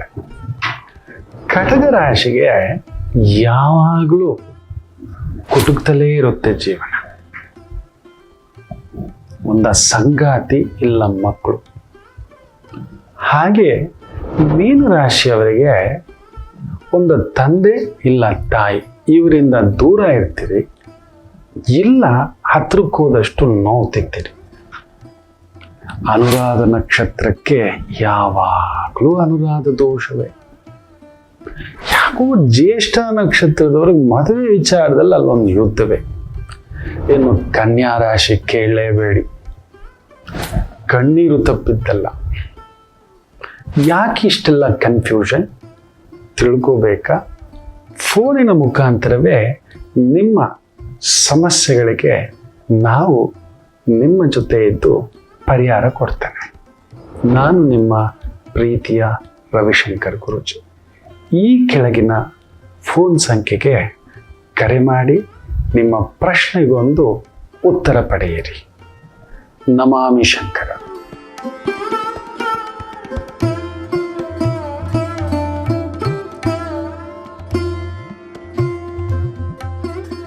ನಮಾಮಿ ಶಂಕರ. ಮುಖ್ಯವಾಗಿ ಗುರು ಅಸ್ತಂಗತ ಅಂತ ಹೇಳ್ತಿದ್ದಾಗೆ ಗುರುವಿನ ಕೃಪಾ ಕಟಾಕ್ಷ ಇರತಕ್ಕಂಥ ರಾಶಿಗಳು ಎಲ್ಲರ ಮೇಲೆಯೋ ಅಂತ ಒಂದು ಶುಕ್ರಾಚಾರ್ಯರಿಗೆ, ಶುಕ್ರನಿಗೆ ತನ್ನ ಮನೆಯಲ್ಲೇ ವಿಪರೀತವಾಗಿರತಕ್ಕಂಥ ಉಚ್ಚ ಸ್ಥಾನವನ್ನ ಶತ್ರುವಿಗೆ ತನ್ನ ಮನೆಯಲ್ಲಿ ಉಚ್ಚ ಸ್ಥಾನವನ್ನ ಕೊಡತಕ್ಕಂಥ ಏಕೈಕ ಗ್ರಹ ನನ್ನ ಗುರುಗ್ರಹ. ಹಾಗೆ ತನ್ನನ್ನು ಹಾಳು ಮಾಡಿದಂತ, ತನ್ನ ಮನೆಯನ್ನು ದೋಚಿದಂತ, ತನ್ನ ಮರ್ಯಾದೆಯನ್ನು ದೋಚಿದಂತ, ತನ್ನ ಪತ್ನಿಯನ್ನೇ ದೋಚಿದಂತ ಶಿಷ್ಯನ ಮನೆಗೆ ಹೋಗಿ ಉಚ್ಚ ಸ್ಥಾನ ಪಡೆಯುವ ಏಕೈಕ ಗ್ರಹ ಅಂದ್ರೆ ಅದು ಗುರು. ನೋಡಿ, ಎಲ್ಲಾದ್ರೂ ಉಂಟಾ? ಎಲ್ಲಾದ್ರೂ ಕೇಳಿದ್ದೀರಾ? ಶತ್ರುವಾದ ಶುಕ್ರಾಚಾರ್ಯರು ಆಗೋಲ್ಲ. ಗುರು ತತ್ವ ಬೇರೆ, ಶುಕ್ರ ತತ್ವ ಬೇರೆ. ಗುರು ಅನ್ನೋದು ಜ್ಞಾನ ಅಂತ, ಶುಕ್ರ ಅನ್ನೋದು ಭೋಗ ಅಂತ, ಗುರು ಅನ್ನೋದು ಧರ್ಮ, ಶುಕ್ರ ಅನ್ನೋದು ನಂದೇ ಧರ್ಮ, ನಾನು ಮಾಡಿದ್ದೇ ಧರ್ಮ ಅಂತ ಇಬ್ಬರು ತದ್ವಿರುದ್ಧ. ಆದ್ರೆ ಶುಕ್ರಾಚಾರ್ಯರಿಗೂ ನೋಡಿ, ಶುಕ್ರ ಗ್ರಹ ಮೀನ ರಾಶಿಗೆ ಬಂದರೆ ಉಚ್ಚಂಗತ. ಸರಿ, ಕಡಗ ರಾಶಿಗೆ ಗುರು ಬಂದರೆ ಉಚ್ಚಂಗತ. ಚಂದ್ರ ಮಾಡಿದ ಅಂತಿಂತದ್ದ. ಗುರುವಿನ ಪತ್ನಿ ಬೃಹಸ್ಪತಾಚಾರ್ಯರ ಪತ್ನಿ ತಾರಾದೇವಿಯನ್ನು ಓಡಿಸ್ಕೊಂಡು ಹೋಗಿ ಗರ್ಭಿಣಿ ಮಾಡಿ ಅಲ್ವಪ್ಪ ಬುಧಗ್ರಹ ಹುಟ್ಟಿದ್ದು. ಹುಟ್ಟುವಾಗಲೇ ಬ್ರಹ್ಮಜ್ಞಾನಿ ಆತ, ವಿಪರೀತ ಜ್ಞಾನಿ, ವಿಪರೀತ ಬುದ್ಧಿ. ವಾಣಿಕಾರಕ, ಜ್ಯೋತಿಷ್ಯಕಾರಕ, ಕಲಾಕಾರಕ, ಬರವಣಿಗೆ ಕಾರಕ, ಲೆಕ್ಕಕಾರಕ, ಲೆಕ್ಕಾಚಾರಕಾರಕ, ಆತುರಕಾರಕ, ಯುವರಾಜಕಾರಕ, ಇದೆಲ್ಲ ನೋಡಿ. ಅಂತ ಹಾಳು ಮಾಡಿದಂತ ಚಂದ್ರನನ್ನ ಕ್ಷಮಿಸಿ ನಾನು ಬರ್ತೀನೋ ಏನೋ, ಇದೊಂದು ದೇವಿ ಮಾಯ. ನಾನು ಮಾಡಬಾರ್ದು ಮಾಡಿದ್ದೆ ಕಣೋ, ಅದಕ್ಕೆ ಇದನ್ನ ಅನುಭವಿಸ್ದೆ. ನಾನು ಮಾಡಬಾರ್ದು ಒಂದು ಸ್ತ್ರೀಗೆ ಅಪಚಾರ ಮಾಡಿದ್ದೆ ಕಣೋ, ನಾನು ಅತ್ಯಾಚಾರ ಮಾಡಿದ್ದೆ ಕಣೋ, ಅದಕ್ಕೆ ಆ ತಾಯಿ ಜೀವ ಕೊಟ್ಟ ಶಾಪಕ್ಕೆ ನಿನ್ನ ರೂಪದಲ್ಲಿ ನೀನ್ ಹಿಂಗ್ ಮಾಡುವಂತವನೇನೋ, ನನ್ನ ಶಿಷ್ಯ, ನನ್ನ ಮಗು ಕಣೋ ನೀನು ಹಂಗ್ ಮಾಡ್ತೀಯೇನೋ, ಖಂಡಿತ ಇರಲ್ಲ. ಇದು ಯಾವುದು ವಕ್ರ ಬುದ್ಧಿ ಕಣೋ, ಹಿಂಗಾಯ್ತು ಬಿಡೋ, ನಾನೇ ಬರ್ತೀನಿ ನಿನ್ನ ಮನೆಗೆ ಅಂತ ಹೇಳಿ ಅಪ್ಕೋತಾರೆ. ಅದುವೇ ಗುರು. ಯಾವ ಗ್ರಹವು ಈ ತರ ನಡ್ಕೊಳ್ಳೋದು ಎಲ್ಲಾದ್ರೂ ಕೇಳಿದೀರಾ? ಇದೆಯಾ? ಅದಕ್ಕೆ ಗುರುಗ್ರಹ ಎಲ್ಲದಕ್ಕಿಂತಲೂ ದೊಡ್ಡದು. ಜ್ಞಾನಕ್ಕೆ ಸಾಟಿ ಜ್ಞಾನವಿಲ್ಲ. Marks is marks. ಅಂಕಗಳೇ. ಎಲ್ಲರೂ ನಂಬರ್ಸ್ ತಗೊಳ್ತಾರೆ. ಮೇರಾ ನಂಬರ್ ಏ ಹೈ. ಜ್ಞಾನವಿರಬೇಕು ಅನ್ನತಕ್ಕಂಥದ್ದು. ಅಂತ ಗುರು ಅಸ್ತಂಗತ ಆಗೋದು ಖಂಡಿತ ಹೇಳ್ತಾನೆ. ಈ ಒಂದು ಹೆಚ್ಚು ಕಡಿಮೆ ಒಂದು 28 days ಇಸ್ ನಾಟ್ ಗುಡ್. ಇಲ್ಲದ ಅಪವಾದಗಳು ನಮ್ಮ ದೊರೆಗೆ ಬರ್ತವೆ. ಕೆಲವರುಗಳು ಮೊನ್ನೆ ಒಂದು ರೀಲು, ಒಂದು ಪೋಸ್ಟ್ ಯಾರೋ ಕಳ್ಸಿದ್ರು. ನಮ್ಮ ಗುರುಗಳು ಪ್ಲೇನ್ ಇಂದ ಇಳಿತಿದ್ದಾರೆ, ನಮ್ಮ ದೊರೆ ಪದಕಗಳು, ಮೆಡಲ್ಗಳು, ಶೀಲ್ಡ್ಗಳು ಇಟ್ಕೊಂಡು ಇಳಿಯೋ ತರ ಒಂದು ಪೋಸ್ಟ್ ಹಾಕಿದ್ದಾರೆ. ಅಂದ್ರೆ ನಮ್ ದೊರೆ ದೇಶ ಸುತ್ತೋಕ್ ಹೋಗಿರೋದು ಈ ಮೆಡಲ್ಗಳು ತಗೊಂಡ್ ಬರೋಕೆ ಅಂತ. ನಿಮಗೆ ಯಾರಿಗೂ ಗೊತ್ತಿಲ್ಲದ ಒಂದು ರಾಜಕೀಯ ತಂತ್ರಗಾರಿಕೆ ಬಗ್ಗೆ ನಾನು ನಾಳೆ ನಿಮಗೆ ತಿಳಿಸ್ಕೊಡ್ತಾನೆ ವಿಶೇಷವಾಗಿ. ನಮ್ಮ ದೊರೆ ಆಸ್ಟ್ರೇಲಿಯಾಗೆ ಹೋಗಿದ್ದಾರೆ, ಇಂಡೋನೇಷ್ಯಾಗೆ ಹೋಗಿದ್ದಾರೆ, ಜಪಾನ್ಗೆ ಹೋಗಿದ್ದಾರೆ. ಯಾಕೆ ಹೋಗಿದ್ರು ಅಂತ ಯಾರಿಗಾದ್ರೂ ಗೊತ್ತಿದೆಯಾ? ಅಲ್ಲಿ ಏನೇನೆಲ್ಲ ಅಗ್ರಿಮೆಂಟ್ಸ್ ಹಾಕೊಂಡು ಬಂದಿದ್ದಾರೆ, ಯಾವುದರ ಉದ್ದೇಶ, ದೂರ ದೃಷ್ಟಿ ಇದೆ ಅನ್ನೋದಾದ್ರೂ ಗೊತ್ತಿದೆಯಾ? ಅದನ್ನೇ ಹೇಳೋದು. ನಮ್ಮ ರಾಮರ ಬಗ್ಗೆಯೇ ಈ ರೀತಿ ಮಾತಾಡ್ತಾರೆ. ಇನ್ನು ದೊರೆ ಬಗ್ಗೆಯೂ ಮಾತನಾಡದೆ, ಹೆತ್ತವರ ಬಗ್ಗೆ ಇನ್ನೊಂದು ಅಸಹ್ಯದ ಪರಮಾವಧಿ. ನಾಳೆ ಹೇಳ್ತಾನೆ ಇರ್ಲಿ. ಗುರು ಅಸ್ತಂಗತ ಅಂದ್ರೆ ಜ್ಞಾನ ಅಸ್ತಂಗತ, ಇನ್ನೊಬ್ಬರ ಅಡಿಯಾಳು. ಸೊ ಖಂಡಿತ ನಾವೇನಾಗ್ತದೆ, ಇನ್ನೊಬ್ಬರ ಅಡಿಯಾಳ ಆಗ್ತಕ್ಕಂಥದ್ದು ಆಗ್ತದೆ. ನಮ್ಮ ಜ್ಞಾನ ಯೋಚಿಸೋದಿಲ್ಲ, ತೋರಿಸಿದ್ದನ್ನೆಲ್ಲ ಓ ಅದೇ ಸತ್ಯ, ಒಂದ್ ರೀತಿ ಗಲಿಬಿಲಿ ಗಡಿಬಿಡಿ, ತುಂಬಾ ಒಳ್ಳೆಯವನೇ ಎಡವಟ್ಟು ಮಾಡತಕ್ಕಂಥದ್ದಾಗುತ್ತದೆ. ಹೆಸರು ಕೆಡಿಸ್ಕೊಳ್ತಕ್ಕಂಥ ಮಾತು, ಬುದ್ಧಿ ಕೆಡಿಸ್ಕೊಳ್ತಕ್ಕಂಥ ಮಾತು, ಇವೆಲ್ಲವೂ ಗುರು ಅಸ್ತಂಗತದ ಒಂದು ಛಾಯೆ. ಹುಷಾರಾಗಿರಿ, 28 ದಿನ ದುಡುಕ್ಬೇಡಿ. ನಮ್ಮ ಜ್ಞಾನ ನಮ್ಮ ಕಂಟ್ರೋಲಲ್ಲಿ ಇರೋಲ್ಲ. ಅದು ಹೇಳಿದ್ದು ಇದು ಹೇಳಿದ್ದು ಅದು ಸರಿ, ಒಂಥರ ಭಯದಲ್ಲೇ ಬದುಕ್ತೇವೆ. ನಾನು ಮಾಡಿದ್ ಸರಿಯಾ ಅನ್ನತಕ್ಕಂಥದ್ದು. ಆರೋಗ್ಯ ಹೆಚ್ಚು, ಬುದ್ಧಿಯ ಆರೋಗ್ಯ ಸ್ವಲ್ಪ ಜಾಗ್ರತೆ, ಮಾತಿನ ಆರೋಗ್ಯ ಜಾಗ್ರತೆ, ಆಲೋಚನೆ ಜಾಗ್ರತೆ. ಏನೂ ದುಡುಕ್ಬೇಡಿ. ದೊಡ್ಡ ದೊಡ್ಡ ಫ್ರಾಡ್ಗಳು ಹೊರಗಡೆ ಬರ್ತವೆ ನೋಡಿ. ಮಠದ ಆಸ್ತಿ ಹೊಡಿಲಿಕ್ಕೆ ಎಂಥ ಮಠ, ಎಂಥ ಪರಂಪರೆ. ನಾನು ಆ ಮಹಾಗುರುಗಳನ್ನ ಭೇಟಿ ಮಾಡಿದ್ದೇನೆ. ನನಗೊಂದು ಸೌಭಾಗ್ಯ, ಹೇಳಬಾರ್ದಷ್ಟೇ. ಈ ಜ್ಯೋತಿಷ್ಯ ವಿದ್ಯೆಯಲ್ಲಿ ಎಲ್ಲೆಲ್ಲಿ ಕರ್ಕೊಂಡು ಹೋಗಿದಂತ ಹೆಸರುಗಳು ಇನ್ನೊಂದು ಹೇಳೋ ಹಾಗಿಲ್ಲ ನಮ್ಗೆ. ನಮ್ಮ ಗುರುಗಳ ಆಜ್ಞೆ, ನೀನು ವಿದ್ಯೆನೇ ಹೇಳು. ಯಾರ್ಯಾರಿಗೆ ಹೇಳಿದೆ ಅವ್ರ ಶಕ್ತಿ, ಅವ್ರ ವೀಕ್ನೆಸ್ಸು, ಇನ್ನೊಂದು ಅಂತ ಹುಡ್ಕೊಂಡು ಬರ್ತಾರೆ. ಇದೆಲ್ಲ ಹೇಳೋ ಆಗಿಲ್ಲ ಅನ್ನತಕ್ಕಂಥದ್ದು. ಅದರಿಂದ ಹೇಳೋಕೆ ಇಷ್ಟಪಡೋಲ್ಲ. ಅದೊಂದೊಂದು ದಿವ್ಯವಾದ ಅನುಭೂತಿ. ನನ್ನ ಜೀವಮಾನದಲ್ಲಿ ಕೆಲವು ವ್ಯಕ್ತಿಗಳ ಭೇಟಿಗಳಿದೆಯಲ್ಲ, ಸರ್ವಸಂಗ ಪರಿತ್ಯಾಗಿಗಳಿದ್ದಾರೆ. ಅವ್ನು ಕರ್ಕೊಂಡು ಬಂದು ಕುಂದಿರ್ಸಿಟ್ಟು ಬಿಡುತ್ತಾರೆ.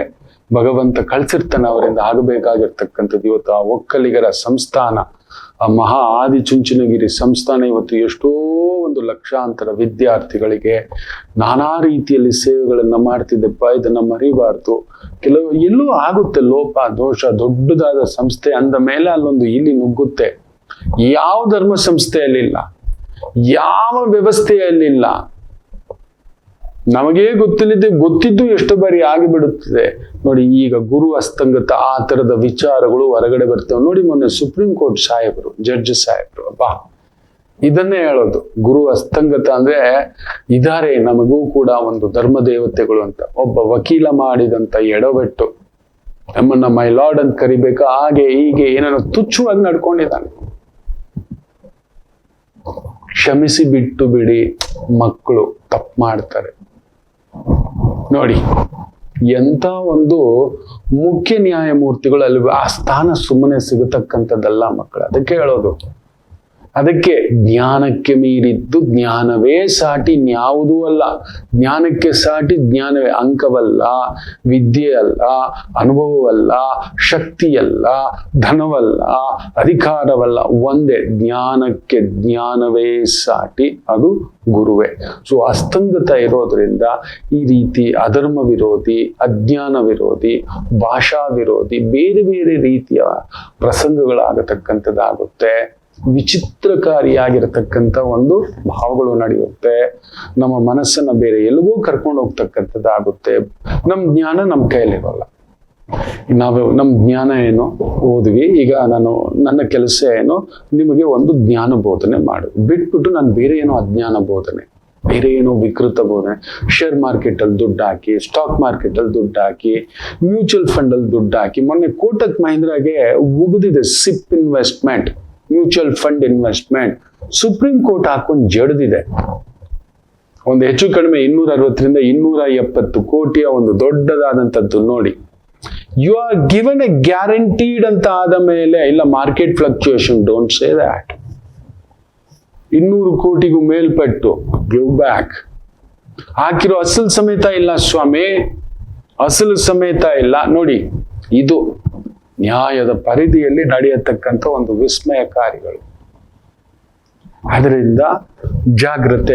ನಾನು ನಿಮ್ಮನ್ನ ಆ ತಪ್ಪುದಾರಿಗೆ ಇಂಥ ಇದರಲ್ಲಿ ಮಾಡಿ, ಅಂಥದ್ರಲ್ಲಿ ಇನ್ವೆಸ್ಟ್ಮೆಂಟ್ ಮಾಡಿ, ಇಂಥದ್ರಲ್ಲಿ ಬೇರೆ ಏನೋ ಅನೈತಿಕತೆ ಮಾತಾಡೋದು, ಅಧರ್ಮ ಮಾತಾಡೋದು, ದೊರೆಯ ಬಗ್ಗೆ ಅಸಹ್ಯವಾಗಿ ಮಾತಾಡೋದು, ಸಿಸ್ಟಮ್ನ ಬಗ್ಗೆ ಅಸಹ್ಯವಾಗಿ ಮಾತನಾಡೋದು, ಈ ರೀತಿಯ ವಿಚಾರಗಳು ನಡೀತಕ್ಕಂಥದ್ದಾಗುತ್ತೆ.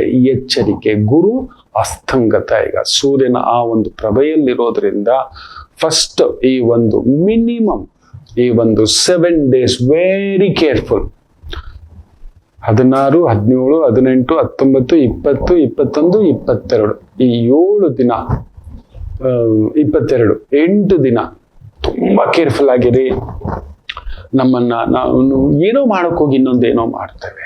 ಇನ್ನೊಂದು ನಮ್ ಕಣ್ಣಿಗೆ ಕಾಣಿಸಿದ್ದೆಲ್ಲ ಕರೆಕ್ಟು, ನಾನ್ ಮಾಡಿದ್ದೆಲ್ಲ ಕರೆಕ್ಟು, ನಾನು ಹೇಳಿದ್ದೇ ಕರೆಕ್ಟು, ಈ ರೀತಿ ಭಾವ ಇರುತ್ತೆ. ಬಟ್ ಬೇರೆಯವ್ರಿಗೆ ಅದು ಬೇರೆ ರೀತಿ ಇರುತ್ತೆ. ಬೇರೆಯವರಿಗೆ ಅದು ಬೇರೆ ರೀತಿ ಕಾಣಿಸ್ತಕ್ಕಂಥದ್ದಾಗುತ್ತೆ. ಪೊಲೀಸ್ ಅವರು ಮೊನ್ನೆ ನ್ಯಾಯ ವ್ಯವಸ್ಥೆಯಲ್ಲಿ ಅಣ್ಣ ಸಿಕ್ಕಿಲ್ಲ, ತಮ್ಮನನ್ನು ಫಿಟ್ ಮಾಡ್ಬಿಟ್ಟಿದ್ದಾರೆ. A2 A1 ಸಿಗ್ಬೇಕಿತ್ತು, ಅವನ್ಗೆ ಇದಾಗಿಲ್ಲ. ಇನ್ನೂ ಒಂದು ಯಾವುದೋ ಒಂದು ಪೋಕ್ಸೋ ಕೇಸು 12 ವರ್ಷ ಆಗ್ಬಿಟ್ಟಿದೆ. ಯಾವುದೇ ಒಂದು ಕೇಸು ವಿತಿನ್ ಇಯರ್, ಅದರಲ್ಲೂ ಪೋಕ್ಸೋ ಕೇಸ್ಗೆ ಇಷ್ಟು ದಿನದ ಒಳಗಡೆ ಫಿಟ್ ಮಾಡ್ಬೇಕು ಅನ್ನೋದಿದೆ. 12 ವರ್ಷ ಆಗಿದೆ, ಏನ್ರಿ ಮಾಡ್ತಿದ್ದೀರಾ ಅಂತ ಹೇಳ್ತಾರೆ ನ್ಯಾಯಾಂಗ ವ್ಯವಸ್ಥೆ. ನೋಡಿ, ಈ ರೀತಿ ಮಾಡುವ ಕೆಲಸ ಬಿಟ್ಟು ಇನ್ನೆಲ್ಲೋ ಜ್ಞಾನ, ನಮ್ಮ ಜ್ಞಾನ ಇನ್ನೇನೋ. ನಾನು ಬಂದು ಸಡನ್ ಆಗಿ ಒಂದು ಕ್ಯಾಪ್ ಹಾಕೊಂಡು ಕೂಲಿಂಗ್ ಗ್ಲಾಸ್ ಹಾಕೊಂಡು ಬೇರೆ ರೀತಿನಲ್ಲಿ ನಾನು ಬಂದು ನಿಮ್ ಜೊತೆ ಮಾತನಾಡ್ತಕ್ಕಂಥದ್ದು. ಮೈ ಜ್ಞಾನ ಇಸ್ ಡೈವರ್ಟಿಂಗ್. ಬೆಳಗ್ಗೆ ಎದ್ದು ನೀವು ಈ ಪೂಜೆ ಮಾಡಬೇಡಿ, ಆ ಪೂಜೆ, ಇವತ್ತು ನೋಡಿ ಅದೇ ಆಗಿರೋದು. ಯಾವುದೇ ಚಾನಲ್ ಓಪನ್ ಮಾಡಿದ್ರು ಬೇರೆ ಬೇರೆ ಇಲ್ಲದ ಅಜ್ಞಾನವನ್ನ ತುಂಬಿಸ್ತಕ್ಕಂಥದ್ದೇ ಆಗುತ್ತಿರುತ್ತದೆ. This is triggering you point. ನಿಮ್ಮನ್ನ ತಲೆ ಕೆಡ್ಸೋದು, ಮನಸ್ಸು ಕೆಡ್ಸೋದು, ಬುದ್ಧಿ ಕೆಡ್ಸೋದು, ಈ ತರದ್ ಮಾಡಿಸ್ತಕ್ಕಂಥದ್ದಾಗುತ್ತೆ. ತುಂಬಾ ಜ್ಞಾನವಂತರೇ ಅಜ್ಞಾನವನ್ನ ನಿಮ್ಮಲ್ಲಿ ಪ್ರಚಾರ ಮಾಡುತ್ತಾರೆ. ಗುರು ಅಸ್ತಂಗತ ಇದ್ದಾಗ ಯಾರು ಒಳ್ಳೆಯವರು ಅಂತ ನಿಮ್ಗೆ ಅನ್ನಿಸ್ತಿದಾರೋ ದಯಮಾಡಿ ಧುಮುಕ್ಬೇಡಿ. ಯಾರು ಒಳ್ಳೇದ್ ಮಾಡ್ಬೇಕು ಅಂತ ಹೋಗ್ತಿದ್ದೀರೋ ಈ ಒಂದು ಮಿನಿಮಮ್ 8 ರಿಂದ 9 ದಿನ ಏನು ಮಾಡ್ಲಿಕ್ಕೆ ಹೋಗ್ಬೇಡಿ. Take A time. ರಿವರ್ಸ್ ಆಗ್ತಕ್ಕಂಥದ್ದು ಆಗುತ್ತೆ ಗುರು ಅಸ್ತಂಗತ ಇದ್ದಾಗ. ತುಂಬಾ ನಂಬಿದವರೇ ನಂಬಿಕೆ ದ್ರೋಹಿಗಳು. ಅಲ್ಲಿ ನೋಡಿ, ಅಲ್ಲಿ ಬಿಡದಿನಲ್ಲಿ ಗಲಾಟೆ, ಅದನ್ನು ದೊಡ್ಡದಾಗಿ ಯಾರೋ ಹೈಲೈಟ್ ಮಾಡ್ತಿದ್ದಾರೆ. ಎರಡು ಇದರ ನಡುವೆ ಬೆಂಕಿ ಹಚ್ಚತಕ್ಕಂತ ಒಂದು ಪ್ರಸಂಗ. ಯಾರು ಸರಿ ಯಾರು ತಪ್ಪು ನಂದಲ್ಲ, ಆದರೆ ಬೆಂಕಿ ಹಚ್ಚುತ್ತಿರುವುದು ನಿಜವಲ್ಲವಾ? ಸರ್ಕಾರ ಏನ್ ಹೇಳಿತೀವೋ ಅದನ್ನ ಅಧಿಕಾರಿಗಳು ಹೋಗಿ ಮಾಡಕ್ ಹೋಗಿದ್ದಾರೆ ಅಷ್ಟೇ. ಆದ್ರೆ ಈಗ ಅಧಿಕಾರಿಗಳನ್ನ ಪೊರ್ಕೆ ತಗೊಂಡು, ದೊಣ್ಣೆ ತಗೊಂಡು, ಇನ್ನೊಂದು ಅದನ್ನ ಅಸಹ್ಯವಾಗಿ ಮಾಡ್ಕೊಂಡು, ಯಾವ್ದು ತಗೊಂಡು ತಪ್ಪು, ಈ ಕಡೆ ತಗೊಂಡು ತಪ್ಪು, ಆ ಕಡೆ ತಗೊಂಡ್ರು ತಪ್ಪು. ನಾನು ಮೊನ್ನೆ ಹೇಳಿದೆ, ಈ ಫುಟ್ಪಾತ್ ವ್ಯಾಪಾರಿಗಳಿಗೆ ಸಂಬಂಧಪಟ್ಟಂತೆ ಅಲ್ಲಲ್ಲಿ ಒಂದು ಚಿಕ್ಕ ಸಂತೆ ತರ ಮಾಡ್ಬಿಟ್ರೆ ಸಾಕೆ. ಪ್ರತಿ ಏರಿಯಾನಲ್ಲಿ ಒಂದು 10,000 ಅಡಿ ಇದೆ, ಅಲ್ಲಿ ಬಂದ್ರಪ್ಪ ಹಾಕೊಳ್ರಪ್ಪ, ಬೇಕಿರೋರು ಬರ್ತಾರೆ, ನಿಮ್ ಟೇಸ್ಟು, ನಿಮ್ ಫುಡ್, ನಿಮ್ ತರಕಾರಿ ಅಂತ ಹೇಳಿದೆ. ಸೊ ಈ ತರ ಇಲ್ಲೂ ಕೂಡ ಏನಾದ್ರೂ ಒಂದು ಮಾರ್ಗೋಪಾಯ ಯೋಚನೆ ಮಾಡತಕ್ಕಂಥದ್ದು ಸರ್ಕಾರ ಸ್ವಲ್ಪ ದಿನ ಸುಮ್ಮನಿದ್ದು ನಿರ್ಧಾರ ತೆಗೆದುಕೊಂಡರೆ, ಬುಧನ ಮನೆಯಲ್ಲಿ ಬರ್ಲಿ, ಆಗಸ್ಟ್ 3ನೇ ತಾರೀಕಿನವರೆಗೆ ದುಡುಕುವ ಮಾತು ಬೇಡ. ಮಿನಿಮಮ್ ಕುಜಾಲ್ ಕುಳಿತಿದ್ದನ ರಾಹುವಿನ ದೃಷ್ಟಿಯಲ್ಲಿದ್ದಾನೆ. ಖಂಡಿತ ಕೆಂಡಾಮಂಡಲವಾಗತಕ್ಕಂಥದ್ದಾಗುತ್ತೆ, ಕಿರಿಕಿರಿ ಆಗುತ್ತೆ. ನಮ್ಮ ಸರ್ಕಾರಕ್ಕೆ ಅಪವಾದಗಳು ಬರುತ್ತೆ. ಆಲ್ರೆಡಿ ನೋಡಿ, ದೊಡ್ಡ ಸಾಹೇಬರು ದೇವೇಗೌಡರು ಹೇಳಿದ್ದಾರೆ, ಇದನ್ನ ಹಿಂದಕ್ಕೆ ತಗೊಳ್ಳಿ, ಇಲ್ಲ ಅಂದ್ರೆ ನಾನ್ ಬಂದು ಅಂತ ಹೇಳ್ತಿದ್ದಾರೆ.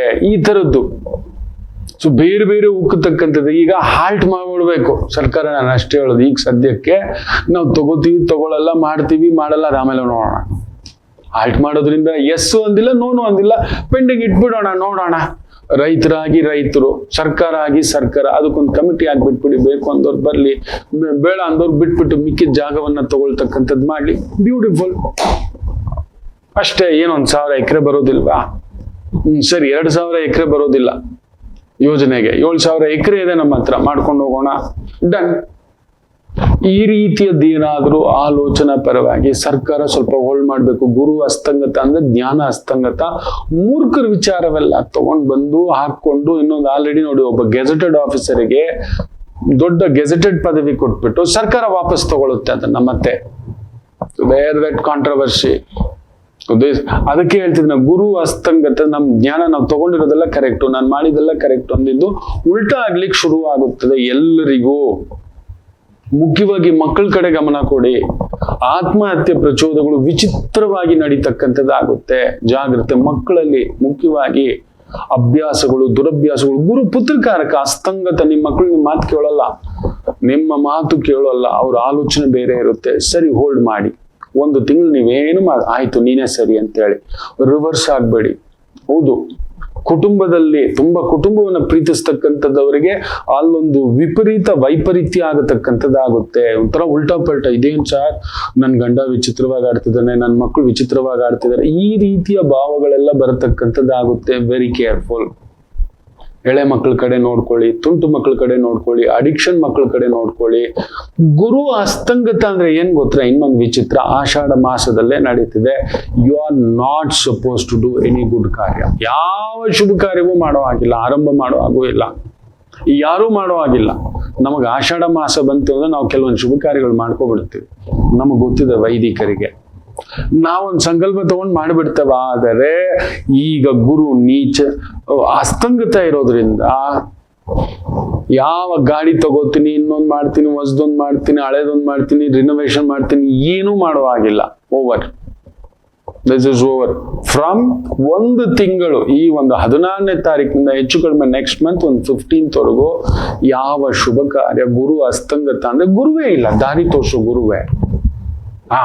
ದೊಡ್ಡ ಕಾರ್ಯ, ಇನ್ನೊಂದು ಮಾಡ್ತೀನಿ, ದೊಡ್ಡ ಇನ್ವೆಸ್ಟ್ಮೆಂಟ್ ಮಾಡ್ತೀನಿ, ದೊಡ್ಡ ಪ್ರಾಜೆಕ್ಟ್ ಮಾಡ್ತೀನಿ, ಸ್ಟಾರ್ಟ್ಅಪ್ ಮಾಡ್ತೀನಿ, ಮನೆ ಕಟ್ತೀನಿ, ಗೃಹ ಪ್ರವೇಶ ಮಾಡ್ತೀನಿ, ಆರಂಭ ಮಾಡ್ತೀನಿ, ಏನು ಮಾಡಬೇಡಿ. ಗುರುಬಲ ಎಂದಿದ್ದಾಗ ನೀವು ಮಾಡಿಬಿಟ್ಟು, ನಾನು ಹೇಳಿದ್ದೆ ಕೊರೋನಾ ಸಂದರ್ಭದಲ್ಲಿ ಕೆಲವೊಂದು ಇನ್ಸಿಡೆಂಟ್ಗಳು ಹೇಳಿದ್ದೆ, ನೀವು ಬೇಕಾದ್ರೆ ತೆಗೆದು ನೋಡಿ, which is there in YouTube. Corona ಸಂದರ್ಭದಲ್ಲಿ ಗುರು ನೀಚ ಆಗಿದೆ, ಆ ಸಂದರ್ಭದಲ್ಲಿ ಮದುವೆ ಮಾಡಿದವ್ರಿಗೆ ತುಂಬಾ ನೋವುಗಳುಂಟು ಅಂತ ಹೇಳಿದ್ದೆ. ಇವತ್ತು ಎಷ್ಟು ಕೇಸ್ಗಳು ಹ್ಯಾಂಡಲ್ ಮಾಡಿದ್ದಾನೆ ನನಗೆ ಗೊತ್ತಿದೆ ಗುರುಗಳೇ. ಕೊರೋನಾ ಸಮಯ ಗೊತ್ತಾಗ್ಲಿಲ್ಲ ಗುರುಗಳೇ, ಮಾಡ್ಲೇಬೇಕಿತ್ತು ಗುರುಗಳೇ, ನೀವ್ ಹೇಳಿದ್ರಿ ಗುರುಗಳೇ, ಹಿಂಗಾಯ್ತು ಗುರುಗಳೇ. ಈಗಲೂ ಅದನ್ನ ಹೇಳ್ತಿದ್ದ, ಗುರು ಅಸ್ತಂಗತ ಇದ್ದರೆ ಅಶುಭಂ.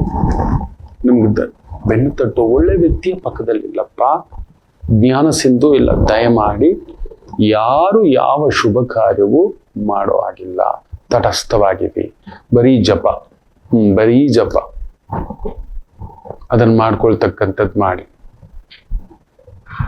ಗುರು ಪೂಜಾ, ಶಿವನಿಗೆ ಈ ಒಂದು 28 ದಿನ ತಪ್ಪದೆ ಎಲ್ಲರೂ ಹತ್ತಿರದಲ್ಲಿರೋ ಶಿವಾಲಯಕ್ಕೆ ಹೋಗ್ಬಿಟ್ಟು ಏನಾದ್ರೂ ಒಂದು ಅಭಿಷೇಕವೋ, ಅಲಂಕಾರವೋ, ಪೂಜೆಯೋ.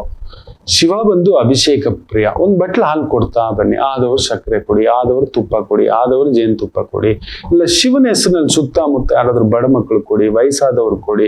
ಶಿವನಿಗೆ ತಗೊಂಡೋಗಿ ಸುರಿಬೇಕು ಅಂತ ಶಿವ ಯಾವತ್ತೂ ಹೇಳಿಲ್ಲ. ಅಭಿಷೇಕ ಪ್ರಿಯ, ಎಸ್. ಅದರಲ್ಲೂ ನೋಡಿ, ಹಾಲು, ಬೆಣ್ಣೆ, ತುಪ್ಪ, ಹಾಲು, ಮೊಸರು, ತುಪ್ಪ, ಜೇನುತುಪ್ಪ, ಸಕ್ಕರೆ, ಪಿಷ್ಟದ ಪದಾರ್ಥಗಳು. ಇದನ್ನು ತಿಂದು ಅವನು ಶಕ್ತಿ ಅಂತಕ್ಕಂಥದ್ದು. ಸೊ ಮಕ್ಕಳು ಕೊಡಿ, ಅದನ್ನೇ ಪ್ರಸಾದವಾಗಿ ಕೊಡಿ, ತೊಂದರೆ ಏನಿಲ್ಲ. ಬಡ ಮಕ್ಕಳು ಕೊಡಿ, ವಯಸ್ಸಾದವ್ರು ಕೊಡಿ, ವೃದ್ಧಾಶ್ರಮಕ್ಕೆ ಹೋಗಿ ಕೊಡಿ, ತೊಂದರೆ ಇಲ್ಲ. ಇಲ್ಲದ ನಿರ್ಗತಿಕರಿಗೆ ಏನಾದ್ರೂ ಹಾಲು ಪಾಯಸ, ಕೀರ್ ಪಾಯಸ, ತುಪ್ಪದ ಪಾಯಸ, ಈ ತರದ್ ಏನಾದ್ರೂ ಒಂದು ಮಾಡಿ. ಹಾಗೆ ಮಾಡಿ. ಗುರುಗಳು ಯಾವಾಗ್ಲೂ ಅಭಿಷೇಕ, ಖಂಡಿತ ನಾನು ಅದರ ಒಂದು ಸಿದ್ಧಾಂತಿ ಅಲ್ಲ, ಮಾಡಿಕೊಳ್ಳಿ, ಖಂಡಿತ ಒಳ್ಳೇದಾಗುತ್ತೆ. ಇನ್ನಷ್ಟು ವಿಚಾರಗಳನ್ನ ಹಂಚ್ಕೊಳ್ಳೋಣ. ಆದ್ರೆ ಗುರು ಅಸ್ತಂಗತ, ವೆರಿ ಕೇರ್ಫುಲ್. ಏನೂ ಮಾಡೋ ಆಗಿಲ್ಲ. ನನ್ನ ಜ್ಞಾನವು ಕಾರ್ಯಕ್ರಮ ಆರಂಭ ಆದಾಗ್ಲೇ ನಿಮ್ಗೆ ಗೊತ್ತಿಲ್ಲ, 2ನೇ ರೀಟೇಕ್ ಇದು ನಡೀತಿರೋದು. ಅಲ್ಲಿ ಒಂದು ಶ್ಲೋಕವೇ, ಏನೋ ಇದು ಏನಾಯ್ತು, ಬರೆದಿಟ್ಟಿದ್ದೆ, ಗುರು ಅಸ್ತಂಗತ ಶಿವ ಶಿವ ಅಂತ ಹೇಳ್ಬಿಟ್ಟು. ಬನ್ನಿ, ಆಶ್ಲೇಷ ನಕ್ಷತ್ರ, ಬುಧನ ಸಾರದಲ್ಲಿ ಚಂದ್ರನಿದ್ದು, ಬುಧ ಗುರು ಸಾರದಲ್ಲಿದ್ದು, ಗುರು ಶನಿ ಸಾರದಲ್ಲಿದ್ದು, ಶನಿ ಬುಧನ್ ಸಾರದಲ್ಲಿರುವುದರಿಂದ ಒಂದು ರೀತಿ ಪರಿವರ್ತನ. ಇವ ಬುಧ, ಗುರು, ಶನಿ, ಬುಧ. ಮತ್ತೆ ಮೇಷರಾಶಿ, ಬುಧ ವಕ್ರ, ವಾಣಿಕಾರಕ, ಜಾಗ್ರತೆ. ಕಮ್ಯುನಿಕೇಶನ್ ಸ್ಥಾನದಲ್ಲಿ ಕಮ್ಯುನಿಕೇಶನ್ ಕಾರಕನೇ ಇದ್ದಾನೆ. ವಕ್ರವಾಗಿದ್ದಾನೆ, ಏನೇನೋ ಮಾತುಗಳು ಬರ್ತವೆ. ಗುರುಡೆ ಇನ್ನೊಂದು ಉಲ್ಟಾ ಪಲ್ಟಾ ಬೇರೆಯವ್ರ ತಲೆ ಕೆಡಿಸಿ ನಿಮ್ಮನ್ನ ಸಿಕ್ಕಾಕ್ಸ್ತಾರೆ. ನೀವೇನೋ ಮಾತಾಡ್ಬಿಡ್ತೀರಿ, ರೋಡ್ ರೇಜ್ ಆಗ್ಬಿಡೋದು, ಇನ್ನೊಂದು ಮಾತಾಡ್ಬಿಡೋದು, ಈ ತರದ ಸಂಭವಗಳಾಗ್ತಕ್ಕಂಥದ್ದಾಗುತ್ತೆ. ಎಚ್ಚರಿಕೆ. ವೃಷಭ ರಾಶಿ ಅಂತ ಇವತ್ತೆಲ್ಲೂ ಮಾತಾಡಕ್ಕೆ ಹೋಗ್ಬೇಡಿ. ನಾನವನಲ್ಲ, ನನಗೂ ಅದಕ್ಕೂ ಗೊತ್ತೇ ಇಲ್ಲ, ಆಮೇಲೆ ಮಾತಾಡ್ತೀನಿ. ಈ ಒಂದು ಭಾವ ಛಾಯೆ ಹಾಕಿಕೊಳ್ಳತಕ್ಕಂಥದ್ದು ಮಾಡಿ. ವೃಷಭ ರಾಶಿ, ದಟ್ ಇಸ್ ಫ್ಯಾಂಟಾಸ್ಟಿಕ್. ಇಲ್ಲ ಸಿಕ್ಕಾಕೋತೀರಿ, ತಲೆನೋವು ತಿಂತೀರಿ, ಬಾಧೆ ಪಡ್ತೀರಿ, ಇದು ನಿಶ್ಚಿತ. ಯಾರೋ ನಿಮ್ಮನ್ನ ಪ್ರವೋಕ್ ಮಾಡಿ ಆಡಬಾರದ ಮಾತು ಮಾತಾಡಿದ್ರೆ ಹೋಯ್ತು. ಜಾಗ್ರತೆ. ನಿಮ್ಮನ್ನ ಇವತ್ತು ಮಾತಾಡಿಸ್ತಾರೆ, ತಲೆ ಕೆಡಿಸ್ತಾರೆ, ಬುದ್ಧಿ ಕೆಡಿಸ್ತಾರೆ. Nothing I am going to trigger the point. ಇದೊಂದು ನೋಡ್ಕೊಳ್ಳಿ. ಇನ್ನು ವಿಶೇಷವಾಗಿ ಮಿಥುನ ರಾಶಿ, ನಿಮಗೂ ಕೂಡ ಅಷ್ಟೇ. ನಿಮ್ಮ ಮನೆಯಲ್ಲೇ ಬುಧ ಕುಳಿತಿದ್ದಾನೆ, ವಕ್ರವಾಗಿ ಕುಳಿತಿದ್ದಾನೆ. ಯಾರ್ಯಾರೋ ಬಂದು ಫಿಟ್ಟಿಂಗ್ ಮಾಸ್ಟರ್ಗಳು ಏನೇನೋ ಹೇಳ್ತಾರೆ, ಎಸ್ಪೆಷಲಿ ಜಾಬ್ ಅಲ್ಲಿರೋರಿಗೆ. ಸರ್ ಏನೋ ನಿಮ್ಗೆ ಈ ಸಲ ಇಂಕ್ರಿಮೆಂಟ್ ಇಲ್ಲ ಅಂತೆ, ನೀವೇ ಇದ್ದೀರಂತೆ, ತೆಗೆಯೋದಿದೆಯಂತೆ, ಹಂಗಂತೆ ಹಿಂಗಂತೆ ಅನ್ನತಕ್ಕಂಥದ್ದು. ಮುಖ್ಯವಾಗಿ ರಾಜಸ ಉದ್ಯೋಗಗಳು, ಗೌರ್ಮೆಂಟ್ ರಿಲೇಟೆಡ್ ಜಾಬ್, ಪೊಸಿಷನ್, ಅಧಿಕಾರಿ, ಇಂಥ ಮಟ್ಟದಲ್ಲಿರೋರಂತೂ ತುಂಬಾ ಹುಷಾರಾಗಿರಿ. ಪಬ್ಲಿಕ್ ಡೊಮೈನ್ ಎಲ್ಲೋ ಏನೋ ಎತ್ತ ಅನ್ನತಕ್ಕಂಥದ್ದು. ಮನೆ ಯಾರೋ ನೋಡಿ ಪುಣ್ಯಾತ್ಮ ತನ್ನ ದಾನ ಮಾಡಿದ್ದೆಲ್ಲ ಪೋಸ್ಟ್ಗಳಲ್ಲಿ ಹಾಕೋತಿದ್ನಂತೆ. ಇನ್ಕಮ್ ಟ್ಯಾಕ್ಸ್ಗೂ ಇದಕ್ಕೂ ಸಿಂಕೆ ಆಗ್ತಿಲ್ಲ, ಬ್ಯಾಂಕ್ ಅಕೌಂಟ್ಗೂ ಇದಕ್ಕೂ ಸಿಂಕೆ ಆಗ್ತಿಲ್ಲ. ತಗೋ ರೂಪಿಸ್ಕೊ ದೊಡ್ಡದಾಗಿ ನೋಡಿ. ಬುಧ ವಕ್ರ ಅಂದ್ರೆ ಹಿಂಗೆ. ನಾನು ಯಾರು ಗೊತ್ತ, ದಾನ ವೀರ ಶೂರ ಕರ್ಣ ಅವೆಲ್ಲ ಏನೂ ಇಲ್ಲ, ಕಾಯ್ತಿರ್ತಾರೆ. ಹೌದಾ? ಆ ಬುಕ್ ಎಲ್ಲ ಸಿಕ್ಕಾಕೋಬಿಟ್ಟಿದೆ. ಹೆಂಗೆ ಆಗೋದು? ಸೊ ಮಿಥುನ ರಾಶಿ ಸ್ವಲ್ಪ ಜಾಗ್ರತೆ. ಟೆಕ್ನಿಕಲ್ ಜಾಬ್ಸ್ ಫ್ಯಾಂಟಾಸ್ಟಿಕ್ ಆಗಿ ವರ್ಕ್ ಆಗುತ್ತೆ. ಬುಧ ವಕ್ರ ಇದ್ದಾಗ research, astrology, numbers, calculations, algorithms, mathematics, physiology, psychology, neurology, ಏನಂತ ಹೇಳ್ತೀರಿ ಸ್ವಾಮಿ, ಬ್ಯೂಟಿಫುಲ್. ಇನ್ನು ಕರ್ಕಾಟಕ ರಾಶಿ, ಚಂದ್ರ ನಿಮ್ಮನೆಲ್ಲೇ ಇದ್ದಾನೆ. ಗುರುಚಂದ್ರ ಯೋಗ, ಲೆಕ್ಕಾಚಾರ, ಅಕೌಂಟಿಂಗು, ಬ್ಯಾಂಕಿಂಗು, ಫೈನಾನ್ಸಿಂಗ್. ಬುಧ ನೋಡಿ 12ನೇ ಮನೆಯಲ್ಲಿ ವಿಪರೀತ ಕ್ಯಾಲ್ಕುಲೇಷನ್ ಕೊಡ್ತಾನೆ. Research, scientist, research college, pharmaceuticals, medicines, numbers, planning, project management, ಅತ್ಯದ್ಭುತವಾದಂಥ ಪ್ರಗತಿ ಕಾಣತಕ್ಕಂಥ ಒಂದು ದಿನ. ಸಿಂಹ ರಾಶಿ, ನಿಮ್ಮ ಅಡ್ವೈಸ್ ಬೇರೆಯವ್ರಿಗೆ ಒಳ್ಳೇದಾಗುತ್ತೆ, ಬಟ್ ನೀವು ಒದ್ದಾಡ್ತಕ್ಕಂಥದ್ದಾಗುತ್ತೆ. ಸ್ವಲ್ಪ ಜಾಗ್ರತೆ ನಿಮ್ಮ ಅಡ್ವೈಸ್. ಯಾಕಂದ್ರೆ ಬುಧ ವಕ್ರ, ನೀವು ಇನ್ನೊಬ್ಬರಿಗೆ ದಾರಿ ತೋರಿಸ್ಬೇಕು. ಸಾಮಾನ್ಯವಾಗಿ ಬುಧ ವಕ್ರನಿದ್ದ ಜಾತಕಸ್ಥರಿಗೆ ನಾವೇನ್ ಹೇಳ್ತೀವಿ ಗೊತ್ತಾ, ಏನ್ ಓದಬೇಕು ಅಂತ ಹೇಳ್ತೀವಿ ಗೊತ್ತಾ? ರಿಸರ್ಚು, ಸೈಂಟಿಸ್ಟು, ಆಮೇಲೆ ಏನಾದರೂ ಎಕ್ಸ್ಪೆರಿಮೆಂಟ್ಸು, ಪ್ಲಾನಿಂಗು, ಪ್ರಾಜೆಕ್ಟ್ಸು, ಮುಖ್ಯವಾಗಿ ವಕೀಲಿಕೆ. ಪಟಕ್ಕಂತ ಒಂದು ಸುಳ್ಳು ಹೇಳ್ಬೇಕಾಗುತ್ತೆ, ಪಟಕ್ಕಂತ ಒಂದು ಪಾಲಿಶ್ ಮಾಡಬೇಕಾಗುತ್ತೆ. Sales man, marketing. ಹೌದು, ಆ ವೃತ್ತಿಗಳೇ ಹಾಗೆ. ಇದು ಮಹಾರಾಜರ ಪೆನ್ ಗೊತ್ತಾ ಸಾರ್, ಇದು 180 ವರ್ಷದ್ದು. ಇದು ನೀವೇನ್ ಅನ್ಕೊಂಡಿದ್ರಿ? ಈ ಥರದ್ದೆಲ್ಲ ಇಲ್ಲದೆಲ್ಲ ಸೇರಿ ಪಾಲಿಶ್. ಸೊ ಅಂತ ಒಂದು ವೃತ್ತಿ ಉದ್ಯೋಗ ಅದ್ಭುತ ಅನುಕೂಲ. ಇನ್ನು ಕನ್ಯಾ ರಾಶಿಗೆ ವಿಶೇಷವಾಗಿ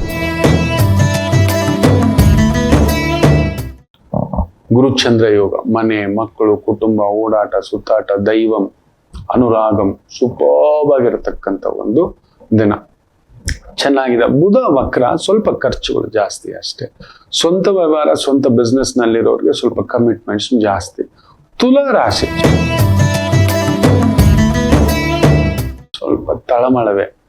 ಬುಧ ಭಾಗ್ಯದಲ್ಲಿದ್ದಾನೆ, ಫ್ಯಾಂಟಾಸ್ಟಿಕ್. ಸೂರ್ಯನ ಜೊತೆಲಿದ್ದಾನೆ. ಸರ್ಕಾರಿ ಸಂಬಂಧಿತ ಲೇವಾದೇವಿ, ಕಮಿಷನ್ ಏಜೆಂಟ್ ವೃತ್ತಿ ಉದ್ಯೋಗ, like petrol bunk, gas agents, ಅಲ್ಲೊಂದು ಕಮಿಷನ್, ಟೆಂಡರ್ಗಳು ಕೊಡ್ಸೋದು. ಅಂತ ಒಂದು ಪಬ್ಲಿಕ್ ಪ್ರಾಸಿಕ್ಯೂಟರ್, ಪಬ್ಲಿಕ್ ಡೊಮೈನ್ ಅಲ್ಲಿ ಕೆಲಸ ಮಾಡ್ತಿದ್ರಿ, ಬ್ಯೂಟಿಫುಲ್ ಡೇ. ವೃಶ್ಚಿಕ ರಾಶಿ ತುಂಬಾ ಲೆಕ್ಕಾಚಾರಕ್ಕೆ ಹೋಗ್ಬೇಡಿ. ಅಷ್ಟೊಂದಲ್ಲಿ ಬುಧ ಇತ್ತು ಅಂತ ಹೇಳಿದ್ರೆ ಲೆಕ್ಕಾಚಾರಗಳು. ಸೂರ್ಯನ ಜೊತೆ ಬೇರೆ ಇದೆ. ಸಮ್ ಟ್ಯಾಕ್ಸ್, ಇನ್ಕಮ್ ಟ್ಯಾಕ್ಸ್, ಇಡಿ, ನಾರ್ಕೋಟಿಕ್ಸ್, ಕಸ್ಟಮ್ಸ್, ಈ ತರ ಕಂಡುಹಿಡಿತಕ್ಕಂಥದ್ದು, CBI, CID, ಗುಪ್ತಚರ ಇಲಾಖೆ, ಲೋಕಾಯುಕ್ತ, ಇಂತಹದ್ರಲ್ಲಿ ಕೆಲಸ ಕಾರ್ಯ ಮಾಡ್ತಿರೋ ದೊಡ್ಡ ದೊಡ್ಡ ಬೇಟೆ ಸಿಗುತ್ತೆ. Hunt it out. ಆಶ್ಲೇಷ ಬೇರೆ ಅಲ್ವಾ? ಸೂಪರ್. ಇನ್ ವಿಶೇಷವಾಗಿ ಧನುಸು ರಾಶಿ, ಚಂದ್ರ ಅಷ್ಟಮ, ಬುಧನ್ ಸಾರ, ಹುಷಾರು. ಸಿಕ್ಕಾಕೋಬಿಡ್ತೀವಿ. ಕೊಟ್ಟವನ್ ಕೋಡಂಗಿ, ಈಸ್ಕೊಂಡವನ್ ಏರ್ಭದ್ರ. ಈ ಲೋಕ ಹೀಗೆಯೇ. ನಾವು ಹಾಕಿದ ಓಟಿಗೆ ಮರ್ಯಾದೆ ಇಲ್ಲ. ತಗೊಳ್ಳೋವರೆಗೂ ಅಮ್ಮಯ್ಯ, ಅಪ್ಪಯ್ಯ, ದಪ್ಪಯ್ಯ ಅಂತ ಹೇಳ್ತಾರೆ. ಆಮೇಲೆ ಹೊತ್ ಅಂತಾರೆ. ಗೇಟ್ ಹತ್ರನೂ ಬಿಡಲ್ಲ ನಮ್ಮನ್ನ, ನೆನ್ಪಿಟ್ಕೊಳ್ಳಿ. ಗೇಟ್ ಹತ್ರ ಕೂಡ ನಮ್ಮನ್ನ ನಿಲ್ಸಲ್ಲ.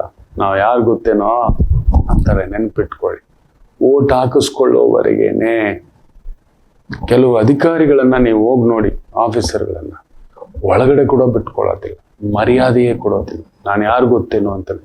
ನಮ್ ದುಡ್ಡಲ್ಲಿ ಅವ್ರು ಬದುಕ್ತಿರೋದು, ನಮ್ ಟ್ಯಾಕ್ಸ್ ದುಡ್ಡಲ್ಲಿ. He is getting A salary and he dominates. ನೋಡಿ ಇದು. ಸೊ ಧನುಸು ರಾಶಿ ಸ್ವಲ್ಪ ಎಚ್ಚರಿಕೆಪ್ಪ, ಕೊಡೋದು ತಗೊಳ್ಳೋದು ವ್ಯವಹಾರದಲ್ಲಿ ಸಿಕ್ಕಾಕೋಬಿಡ್ತೀರಿ. ಬಟ್ ಕನ್ಸಲ್ಟೆನ್ಸಿ ವೃತ್ತಿಗಳು ಚೆನ್ನಾಗಿದೆ. ಮಕರ ರಾಶಿಗೂ ಅಷ್ಟೇ. ಕಮಿಷನ್ ಏಜೆಂಟ್, ಮಧ್ಯವರ್ತಿ, sales consultant, marketing consultant, medical consultant, counselling, psychologist, neurologist, ತುಂಬಾ ಚೆನ್ನಾಗಿದೆ. ಈ ಒಂದು ಕುಂಭರಾಶಿಯವರಿಗೆ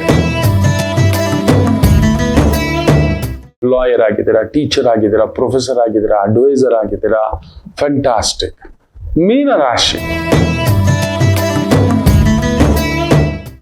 financial adviser, management adviser, insurance adviser, service adviser, ಯಾರಿಗಾದ್ರೂ ಸರ್ವಿಸ್ಗಳನ್ನ ಮಾಡಿಕೊಡೋದು ಅಂತ ಒಂದು ವೃತ್ತಿ ಉದ್ಯೋಗದಲ್ಲಿ ತೊಡಗಿಸ್ಕೊಂಡಿರ್ತಕ್ಕಂಥವರಿಗೆ ಅದ್ಭುತ ಅವಕಾಶದ ದಿನ. ಎಲ್ಲರಿಗೂ ಒಳ್ಳೆಯದಾಗಲಿ. ಮಾತೃದೇವೋ ಭವ.